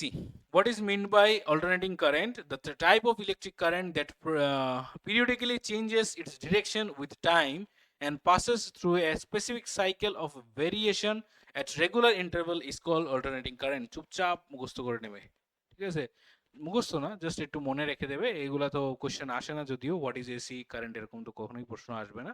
ঠিক আছে, এসি কারেন্টের যদি আমরা গ্রাফটা দেখি, তাহলে এসি কারেন্টের গ্রাফটা এইরকম হয়। ঠিক আছে, এখানে পজিটিভ থাকে, এখানে নেগেটিভও থাকে, পজিটিভ সাইকেল থাকে, তার মধ্যে নেগেটিভ সাইকেলও থাকে। Generator at the power station, power স্টেশনের যে জেনারেটর গুলো আছে এখান থেকে সোর্স হতে পারে, সেটার এসি ডাইনামো হতে পারে, এটসেট্রা। ঠিক আছে, এগুলা হতে পারে, বা বিভিন্ন যে আমরা উইন্ড মিল বলো, বা hydraulic power station, thermal power station, radioactive power station, এগুলো থেকে যে কারেন্ট তৈরি করা হয়, this all current are alternating current. ঠিক আছে, আমাদের ঘরে যে কারেন্টটা আসে, ঠিক আছে, ইলেকট্রিক অফিস থেকে যে কারেন্টটা আসে, সেটা সব অল্টারনেটিং কারেন্ট। আমাদের বাড়ির বাইরে যে ইলেকট্রিকের ওয়্যার গুলো দেখি, সেইগুলো এসি কারেন্টই ক্যারি করে। আচ্ছা, ফ্রিকোয়েন্সি অফ অল্টারনেটিং কারেন্ট, আমি জানি না এই জিনিসটা কেন তোমাদের সিলেবাসে দিয়েছে, আগে পিছে অনেক কিছু জিনিস বাদ দিয়ে এই ফ্রিকোয়েন্সি টপিকটা দিয়ে দিয়ে দিল সিলেবাসের মধ্যে, তো যেহেতু দিয়েছে আমাদের পড়তে হবে। What is mean by frequency of alternating current? Frequency জিনিসটা মনে রাখবে নাম্বার অফ অসিলেশনস। ঠিক আছে, ফ্রিকোয়েন্সি সিম্পল ক্লাস 9-এ তোমরা পড়ে এসছো, তোমরা জানো। ঠিক আছে, নাম্বার অফ অসিলেশনস আমরা পেন্ডুলামের মধ্যে দেখেছি, যে পেন্ডুলামটাকে যদি আমি এখান থেকে ধরে যদি ছেড়ে দিই, তাহলে এখানে গিয়ে এখান থেকে আসবে। তাহলে এই যে গিয়ে আসাটা, this is one time period. একবার গিয়ে একবার আসাটা, এটা হলো ওয়ান টাইম পিরিয়ড। আর আমরা বলি 1 সেকেন্ডে যতবার গিয়ে আসবে, দ্যাট ইজ ফ্রিকোয়েন্সি। নর্মালি আমরা যে ফ্রিকোয়েন্সি, সাউন্ডের ফ্রিকোয়েন্সি আমরা মেজার করি না, 100 হার্টজ। ঠিক আছে, 100 হার্টজ বলি, তাহলে 100 হার্টজ মানে কি? 100 হার্টজ মানে হলো 1 সেকেন্ডে 100 বার এই গিয়ে আসা, এটা হলো একবার। এরকম করে 100 বার গিয়ে এসে ভাইব্রেশন করছে। ঠিক আছে, 100 vibrations in 1 second, that is known age 100 hertz, বা এটাকে আমরা বলি 100 পার সেকেন্ডও বলি আমরা। এটাও একটা ইউনিট হয় হার্টজ ছাড়া, যদিও hertz is the SI unit of frequency, আচ্ছা তো ফ্রিকোয়েন্সি এখানেও আছে। In the case of alternating current the number of complete cycles, এই যে কমপ্লিট সাইকেল আমরা দেখলাম, এই যে সাইকেল গুলো তৈরি হয়, তাহলে যদিও এটা এরকম হবে না, সেম হবে, ঠিক আছে, এই, ঠিক আছে। তো এখানের মধ্যে এই যে সাইকেল গুলো এখান থেকে এখানে, এটা একটা কমপ্লিট একটা ওয়েভ তৈরি হয়েছে, তাহলে এই কমপ্লিট সাইকেল গুলো এক সেকেন্ডে যতবার হবে, complete cycles that repeats in 1 second, মানে 1 সেকেন্ড পরে পরে যে কমপ্লিট সাইকেল গুলো রিপিট করবে is called the frequency of the alternating current, যেটার এক্সপ্রেশনটা হলো এই রকম, ঠিক আছে। এফ ইকুয়ালস টু 1/t, টি হলো টাইম পিরিয়ড, ঠিক আছে, জিনিসগুলো লিখে রেখে দাও। টি হলো টাইম পিরিয়ড, টাইম পিরিয়ড হলো 1 সেকেন্ড, একবার গিয়ে আসতে যতটুকু সময় লাগে, ঠিক আছে, টাইম পিরিয়ড, টাইম পিরিয়ড। আর এটা কি আমরা আরেকটা ফরম্যাটে লিখি, ওমেগা আপন 2 পাই, 2 পাই তো জানো, জাস্ট সিম্পল ওমেগাটা মনে রাখবে অ্যাঙ্গুলার ভেলোসিটি, ঠিক আছে, ওমেগা হলো অ্যাঙ্গুলার ভেলোসিটি। আচ্ছা, তো এগুলা বেশি মনে রাখতে হবে না, জাস্ট তুমি এক্সপ্রেশনটা মনে রাখো আর ডেফিনিশনটা মনে রাখো। যদিও তোমাদের এক্সামের মধ্যে কোয়েশ্চেন জাস্ট একটাই আসে, what is the frequency of AC current in domestic circuit. Domestic সার্কিটের মধ্যে যে ফ্রিকোয়েন্সিটা থাকে সেটা হলো 50 হার্টজ, এই জিনিসটা জাস্ট মাথাতে রেখে দাও, that's it, that that much is enough for your examination এই টপিক থেকে, ঠিক আছে। The frequency of AC source of domestic circuit is 50 hertz, ঠিক আছে, ক্লিয়ার? ওকে, নেক্সট, এই হলো আমাদের মোটামুটি একটা ডোমেস্টিক সার্কিট। আমরা ডোমেস্টিক ইলেকট্রিক সার্কিটে চলে এসেছি। তো ডোমেস্টিক ইলেকট্রিক সার্কিটটা কিরকম হয়, এটার মধ্যে দুটো ওয়্যার থাকে মেইনলি, লাইভ আর নিউট্রাল, মানে সাধারণত মেইনলি এটা থাকে, আর্থ ওয়্যার তো থাকা উচিত, ঠিক আছে। লাইভ ওয়্যারটা থাকে রেড কালার দিয়ে শো করা হয়, নিউট্রাল ওয়্যারটা ব্ল্যাকটাকে অনেকে ইউজ করে, বা আর্থ ওয়্যারটা অনেকে গ্রিন ইউজ করে, ঠিক আছে, ব্ল্যাক বা ব্লু ইউজ করা হয়। তো এই হলো আমাদের লাইভ ওয়্যার, এটা এইভাবে এসে সবচেয়ে প্রথম আসলো ইলেকট্রিসিটি মিটার, ঠিক আছে, সবচেয়ে প্রথম মিটারে আসলো, ঠিক আছে। এখানে একটা ডিভাইস দিয়েছে, এই ডিভাইসটার নাম হলো ফিউজ, আমি একটু বলে দেই, ঠিক আছে। ফিউজটা লাইভ ওয়্যারের মধ্যে কানেক্টেড থাকে, ইলেকট্রিক মিটার, মিটার থেকে এসে এটা হলো ডিস্ট্রিবিউশন বক্স, ঠিক আছে। আমাদের যে সুইচ বক্স থাকে এটাকে আমরা বলি ডিস্ট্রিবিউশন বক্স। যে সুইচ বক্স থেকে বেরিয়ে এসে প্রথম গেল আমাদের একটা সকেটে, ঠিক আছে, এখান থেকে গিয়ে আরেকটা সকেটে গেল, এখান থেকে গিয়ে আরেকটা সকেটে গেল। তো সকেটে সব লাইভ ওয়্যার আসলো, লাইভের থেকে আরেকটা ওয়্যার আসলো, যেই ওয়্যারটা এরকম করে এসে সবগুলো একসাথে কানেক্ট হয়ে এইভাবে নিউট্রাল দিয়ে এইভাবে গেল, মানে লাইভ ওয়্যার থেকে কারেন্ট আসবে এবং নিউট্রালের মধ্যে কারেন্টটা রিটার্ন করবে, ঠিক আছে, লাইভের মধ্যে আসবে এবং নিউট্রালের মধ্যে সেটা রিটার্ন করতে পারবে, ঠিক আছে। আরেকটা ওয়্যার আছে, মোস্ট ইম্পর্টেন্ট একটা ওয়্যার, যেটার নাম হলো আর্থ ওয়্যার, আমরা একটু পরে দেখবো বিষয়টা কি। আর্থ ওয়্যারটা কানেক্ট করা হয় যখন এক্সেস ভোল্টেজ বেড়ে যায় সার্কিটের মধ্যে বিভিন্ন রিজনের জন্য, তখন যেন ওই আর্থ ওয়্যার দিয়ে ইলেকট্রিসিটিটা ইজিলি পাস হতে পারে without damaging the devices at our home. আমাদের ঘরে যে ডিভাইসগুলো আছে এদেরকে ড্যামেজ না করে যেন আর্থ ওয়্যার দিয়ে ইজিলি যেতে পারে। তোমরা যে 3টে সকেট দেখো, ঠিক আছে, 3 পিন সকেট আমরা বলি, তো এই যে 3 পিন সকেটের মধ্যে বড় মোটা যেটা থাকে এটার মধ্যে আসলে আর্থ ওয়্যারটা লাগানো উচিত, ঠিক আছে। তোমাদের ঘরে যদি না থাকে তাহলে আমার এটা সাজেশন থাকবে যে তোমরা ঘরের মধ্যে যত তাড়াতাড়ি পারো আর্থিংটা করে নিও, ঠিক আছে। বা যদি আর্থিং পুরনো থাকে তাহলে সেটাকে তুলে একবার চেক করে নিও। আর্থিং এর অনেকগুলো মানে প্রসেস আছে আর্থিং করার, এমনি জাস্ট মাটির মধ্যে কুপে রাখলেই হয় না, ঠিক আছে, অনেকগুলো মেথড আছে। কপার ওয়্যার ইউজ করতে হয়, আয়রনের ওয়্যার দিয়ে, বা পুরোটা কপার দিয়ে করলে ভালো, নিচের মধ্যে কয়লা টয়লা দিতে হয়, অনেকগুলো প্রসিডিউর আছে। ইলেকট্রিশিয়ান যারা আছে তোমাদের লোকালিটিতে তুমি জিজ্ঞেস করে দেখে নিতে পারো, ঠিক আছে, তো এটা করে নেওয়া ভালো। আচ্ছা, তো এই হলো মোটামুটি আমাদের সার্কিট, আমাদের ইলেকট্রিক মানে ডোমেস্টিক ইলেকট্রিক সার্কিট আমাদের ঘরের মধ্যে এরকমই থাকে। আমরা কানেকশন দেই, ডিফাইন ফিউজ, ফিউজটা আমরা একটু পড়ে নেব এখন। What is fuse? A fuse is used for the safety, আমরা অলরেডি ফিউজটা অবশ্য আগের চ্যাপ্টার পড়েছিলাম মনে হয়। আচ্ছা, আমি আবার বলে দিচ্ছি, a fuse is used for the safety of household electric circuits if for any reason current flows through the line beyond the safe limit।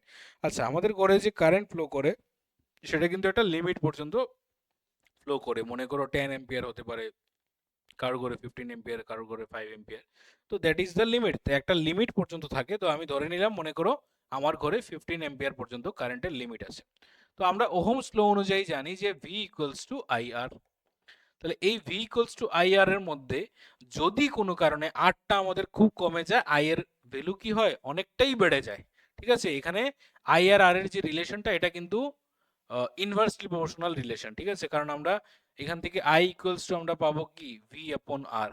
তাহলে ভি কে যদি আমরা কনস্ট্যান্ট করে নিই তাহলে আই আর রিলেশনের মধ্যে ইনভার্সলি প্রপোর্শনাল রিলেশন পাচ্ছি। মানে যদি আই বেড়ে যায় তাহলে আর কমে যাবে। ঠিক আছে, রিলেশনটা এরকম থাকে 6 ইকুয়াল টু যদি থাকে 3 ইন্টু 2, তাহলে 6 ইকুয়াল টু আমরা লিখতে পারবো 2 ইন্টু 3। তাহলে এটা 3 থেকে 2 হয়েছে না, কারেন্টের ভ্যালু কমেছে, তার জন্য রেজিস্ট্যান্সের ভ্যালু বেড়ে গেছে। মানে একটা কমলে আর এটা বেড়ে যাবে, এই জিনিসটা মাথাতে রাখো। তাহলে কোনো কারণে যদি ঘরের মধ্যে ধরো আমাদের রেজিস্ট্যান্স ফল করে, রেজিস্ট্যান্স কখন ফল করে, যখন শর্ট সার্কিট হয়। ঠিক আছে, শর্ট সার্কিট মানে কি, নামটার মধ্যেই দেখো শর্ট, SHORT, শর্ট মানে ছোট সার্কিট। শর্ট সার্কিট মানে কি, যে সার্কিটের মধ্যে রেজিস্ট্যান্স থাকার কথা, মানে কারেন্টটা রেজিস্ট্যান্স হয়ে ঘুরে আসার কথা, রেজিস্ট্যান্স না হয়ে ডিরেক্ট চলে এসছে, মানে সার্কিটটা শর্ট হয়ে গেছে। তো তার জন্য সেটার নাম হয় শর্ট সার্কিট। যদি শর্ট সার্কিট হয় কোনো কারণে, তাহলে রেজিস্ট্যান্সের ভ্যালুটা অ্যাপ্রক্সিমেটলি জিরো হয়ে যায়, মানে খুব কমে যায়। ঠিক আছে, পুরোপুরি জিরো হয় না, যদিও কখনোই জিরো হতে পারে না, ওয়্যারের একটু হলেও রেজিস্ট্যান্স থাকে। তো কোনো কারণে মনে করো আমাদের সার্কিটের মধ্যে আমরা কোনো একটা ডিভাইসের মধ্যে না লাগিয়ে আমি কি করলাম, এই দুটো সকেট আছে, আর আমি তো করবো না, যদিও বাড়ির মধ্যে যে বাচ্চারা আছে তারা করতে পারে। তো এই সকেটের মধ্যে এদিকে একটা ওয়্যার ঢুকালাম, আর এই যে ওয়্যারের আরেকটা মাথা আছে ওইটা ওইদিকে ঢুকিয়ে দিলাম। তাহলে ডাইরেক্ট এরকম করে জাস্ট দুটো সকেটের মধ্যে, তোমরা করে কিন্তু করবে না জিনিসগুলো। ঠিক আছে, তো সকেটের মধ্যে এরকম করে ঢুকিয়ে দিলাম। তো ঢুকিয়ে দিলে কি হবে, কারেন্ট মনে করো ওই দিক থেকে আসছে, এটা মনে করো লাইভ ওয়্যার, আর ওইটা মনে করো আমাদের নিউট্রাল ওয়্যার। তাহলে লাইভ ওয়্যার থেকে যখন কারেন্ট আসবে, এই যে কারেন্ট এসে এখানে কোনো রেজিস্ট্যান্স পাবে না, চট করে এদিকে ডাইরেক্ট চলে যাবে, তাহলে লাইনটা ডাইরেক্ট হয়ে গেল। ঠিক আছে, লাইভ থেকে নিউট্রালে ডিরেক্ট যাচ্ছে, তাহলে কারেন্টের ভ্যালুটা এখানে ম্যাক্সিমাম হয়ে যাবে, কারেন্ট খুব বেশি বেড়ে যাবে। আর যখন কারেন্ট বেড়ে যাবে তখন রেজিস্ট্যান্স তো ফল করবে, রেজিস্ট্যান্স ফল করার জন্যই কারেন্ট বেড়েছে। তাহলে এই কারেন্টের ভ্যালু যখন বেড়ে যাবে, আমরা জোলস ল অফ হিটের মধ্যে পেয়েছি H equals to I square R T, পেয়েছি না, আই স্কোয়ার আর টি। তাহলে এই যে ফর্মুলাটা পেয়েছি H equal to I square R T, এখানে আই এর ভ্যালু যদি বেড়ে যায় তাহলে H এর ভ্যালুটা অনেক বেশি বেড়ে যাবে, কারণ এটা স্কোয়ারে আছে। তাহলে আই যদি বেড়ে যায়, আই স্কোয়ারে আছে, তার জন্য H বেড়ে যাবে, তার মানে কি সার্কিটটা প্রচন্ড পরিমাণে হিট হয়ে যাবে। আর এই হিউজ অ্যামাউন্ট অফ কারেন্ট যে হঠাৎ করে অনেক বেশি বেড়ে গেল, 15 থেকে হয়তো বা 50 এম্পিয়ার হয়ে গেল, কথার কথা। ঠিক আছে, 15 থেকে হয়তো বা 50 এম্পিয়ার হয়ে গেল, হঠাৎ করে কারেন্ট বেড়ে, সেই যে ইনক্রিজড কারেন্টটা আমাদের ঘরের যতগুলো ডিভাইস ওই দ্যাট মোমেন্টে, ওই দ্যাট সময়ে চলছিল, সবগুলোর মধ্যে ওই কারেন্টটা যাবে, গিয়ে সবগুলো ডিভাইসকে ড্যামেজ করে দিতে পারে। তার জন্য আমরা আমাদের সার্কিটের মধ্যে, মানে কোন সার্কিটের মেইন পয়েন্টের মধ্যে আমাদের যে মেইন সুইচটা থাকে, বা আমরা যেটা মিটারটা বলি, মিটার থেকে যে কানেকশনটা আসে, ওইখানে লাইভ ওয়্যারের মধ্যে একটা ডিভাইস লাগিয়ে রাখি, যেটার নাম হলো কি ফিউজ ওয়্যার। ঠিক আছে, তো এই ফিউজটা কি করছে, মানে সেফটি ডিভাইস ফিউজ বলতে পারি। এই ফিউজটা কি করে, এটার মধ্যে একটা পাতলা একটা তার দেওয়া আছে, এইটার মধ্যে একটা পাতলা এরকম করে একটা তার দেওয়া আছে, দেখা যাচ্ছে এরকম একটা পাতলা একটা তার দেওয়া আছে। এটা যদিও মানে তোমার কি বলে এটাকে, উম, কি বলে, কন্ডাক্টিংই থাকে, এটার মধ্যে কারেন্ট যেতে পারে। এটা কি কি জিনিস দিয়ে তৈরি করা হয়, এটা এখানে দিয়েছে, এখানে দেয়নি যদিও। এটা এটা এটা মোস্ট প্রবাবলি, এটা মোস্ট প্রবাবলি কপার আর লেড দিয়ে তৈরি করা হয়, মোস্ট প্রবাবলি কপার আর লেড, নাকি টিন আর লেড দিয়ে, মোস্ট প্রবাবলি টিন আর লেড দিয়ে। ঠিক আছে, টিন আর লেড দিয়ে, এই দুটো মেটাল দিয়ে এই এই কি বলে এটাকে ফিউজ ওয়্যারটা তৈরি করা হয়। তো এটার প্রপার্টিসটা কি থাকে, এটা একটা অ্যালয় থাকে। ঠিক আছে, এটা একটা অ্যালয় থাকে। এই অ্যালয়টার প্রপার্টিস কি থাকে, এটার মেল্টিং পয়েন্ট খুব কম থাকে এবং রেজিস্ট্যান্স খুব বেশি থাকে, হাই রেজিস্ট্যান্সের ওয়্যার হয়। তো যেহেতু তার মেল্টিং পয়েন্ট খুব কম এবং রেজিস্ট্যান্স খুব বেশি, তাহলে মেল্টিং পয়েন্ট যদি কম হয়, সার্কিটের মধ্যে যখন কারেন্টের ভ্যালু বাড়বে, সার্কিট হয়ে যাবে প্রচন্ড গরম, ওয়্যার হয়ে যাবে প্রচন্ড গরম, আর এটার মধ্যে যখন হাই কারেন্ট যখন পাস হবে, পাস হতে পারবে না, কারণ কারেন্টের ভ্যালুটা অনেক বেড়ে গেছে না। তো এই কারেন্টটা এর মধ্যে যেতে পারবে না, কেন, কারণ এটার রেজিস্ট্যান্সও প্রচন্ড হাই। তখন এই ওয়্যারটা প্রচন্ড পরিমাণে গরম হয়ে যাবে, আর গরম হয়ে সঙ্গে সঙ্গে সার্কিটটা ব্রেক হয়ে যাবে। ব্রেক করতে পারেনি না, হ্যাঁ, এই সার্কিট এরকম করে ব্রেক হয়ে যাবে। তাহলে এক্সেস, আর তখন ওই এক্সেস কারেন্টটা তখন আর আমাদের অন্যগুলো ডিভাইসের মধ্যে যেতে পারবে না। ঠিক আছে? তো এইভাবে আমাদের অন্য ডিভাইসগুলোকে এই ফিউজ, সিম্পল একটা ডিভাইস ফিউজ যেটাকে আমরা বলি, এটা আমাদেরকে বাঁচায়। তো ঘরের কোনো কারণে যদি কখনো দেখো যে ফিউজ চলে গেছে, আমরা বলি না ফিউজ চলে গেছে, তো এই ফিউজ চলে যাওয়ার একটা মাত্র কারণ যে কোনো জায়গাতে হয়তোবা শর্ট সার্কিট হয়েছিল। তো এটা ভালো জিনিস, ফিউজ চলে যাওয়াটা বেটার। এটা জাস্ট একটা অল্প পয়সার জিনিস, এটা তুমি আবার চেঞ্জ করে আবার লাগাতে পারো। কিন্তু তোমার ঘরে যদি এসি, টিভি বা ফ্রিজ এই ধরনের এক্সপেন্সিভ কোনো ডিভাইস থাকে, সেটা নষ্ট হওয়ার থেকে ফিউজ ওয়্যারটা যাওয়া বেটার। ঠিক আছে? আচ্ছা, তো এই হলো মোটামুটি বিষয় আমাদের ফিউজের ব্যাপার। MCB, electric fuses are used to protect the household electric systems, but since fuse wire melts frequently, ঠিক আছে, কখনো কখনো ফিউজ ওয়্যার ফ্রিকোয়েন্টলি মেল্ট হয় এবং এটাকে চেঞ্জ করা এটা খুব একটা ডিফিকাল্ট একটা কাজ। এটা সবাই হয়তো বা হাতও দেয় না, বা রিস্কি জিনিস সবাই ধরতে চায় না। তো এটার একটা বিকল্প একটা কোনো একটা মানে সাবস্টিটিউট বা একটা কোনো একটা রাস্তা বের করা উচিত। তো সেটার জন্য একটা ডিভাইস এসছে যেটার নাম হলো মিনিয়েচার সার্কিট ব্রেকার, মানে এমসিবি। আমাদের ঘরের মধ্যে এখন এমসিবি লাগানো থাকে, আমরা সাধারণত দেখি। আগে ফিউজ মানে থাকতো বা ছিল, ঠিক আছে। এখনো যদিও আমাদের কোচিং এও এখনো ফিউজ লাগানো আছে, বড় বড় ফিউজ 63 এম্পিয়ারের ফিউজ লাগানো আছে, কারণ এসি, দুটো এসি আছে, এগুলো লাগানো আছে তার জন্য। তার সাথে সাথে আবার এমসিবিও লাগানো আছে, মানে একদম ডাবল সেফটি আমরা নিয়ে আছি আর কি। But since fuse wire melts frequently, reconnecting them is quite inconvenient. Therefore, nowadays miniature circuit breaker MCBs are installed in the electric circuit. As a result, if a high current flows through the circuit, the MCB can easily disconnect the electric supply. তো কি হয় বিষয়টা, যখন ঘরের মধ্যে high current supply যায় বা যখন ওই শর্ট সার্কিট হয়, তখন টাক করে এই এমসিবি গুলো পড়ে যায়। যখন পড়ে গেল, আমি কোনো একটা জায়গাতে দেখলাম গিয়ে ফল্ট যেখানে আছে, ফল্ট যদি ঠিক হয়ে যায় আমি এটাকে আবার উঠিয়ে দেবো। আর না হলে ফল্ট সঙ্গে সঙ্গে হতে পারে, আবার উঠিয়ে দিলে আবার যদি পড়ে যায় মানে এখনো ফল্টটা আছে। তো তখন ঠিকঠাক করে ইলেকট্রিশিয়ান এনে তুমি জিনিসটা করতে পারো আর কি। ঠিক আছে? বা অনেকের এরকমই হয়, ফ্র্যাকশন অফ সেকেন্ডের জন্য মানে তোমার হাই মানে লো রেজিস্ট্যান্স হয়ে যায় বা শর্ট সার্কিট হয়, তখন আবার উঠিয়ে দিলে মানে সার্কিট আবার ঠিক হয়ে যায় আর কি। তো তার জন্য অনেকে এমসিবিটা বেশি প্রেফার করে।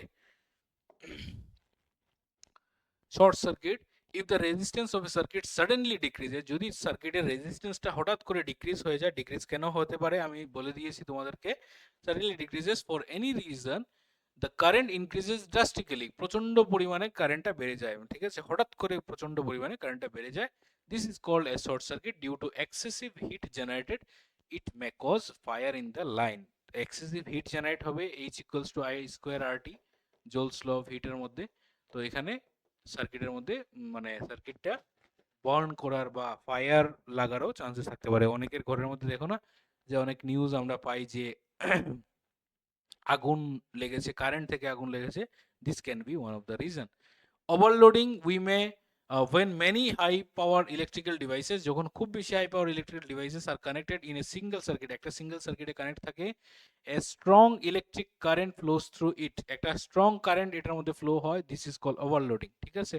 For example, if devices like geyser, heater, refrigerator, motor etcetera are all connected at the same time in the household circuit, overloading causes, overloading produces a lot of heat which may cause the circuit to catch fire. ঠিক আছে? এটাও one of the reason of causing বা catching fire. ঠিক আছে? Overloading মানে আমরা এট এ time অনেকগুলো device যদি লাগিয়ে দিই, তখন সার্কিটে তখন কারেন্টের ভ্যালুটা বেড়ে যেতে পারে। ঠিক আছে? কারেন্ট অনেকটা বেশি বেড়ে যেতে পারে।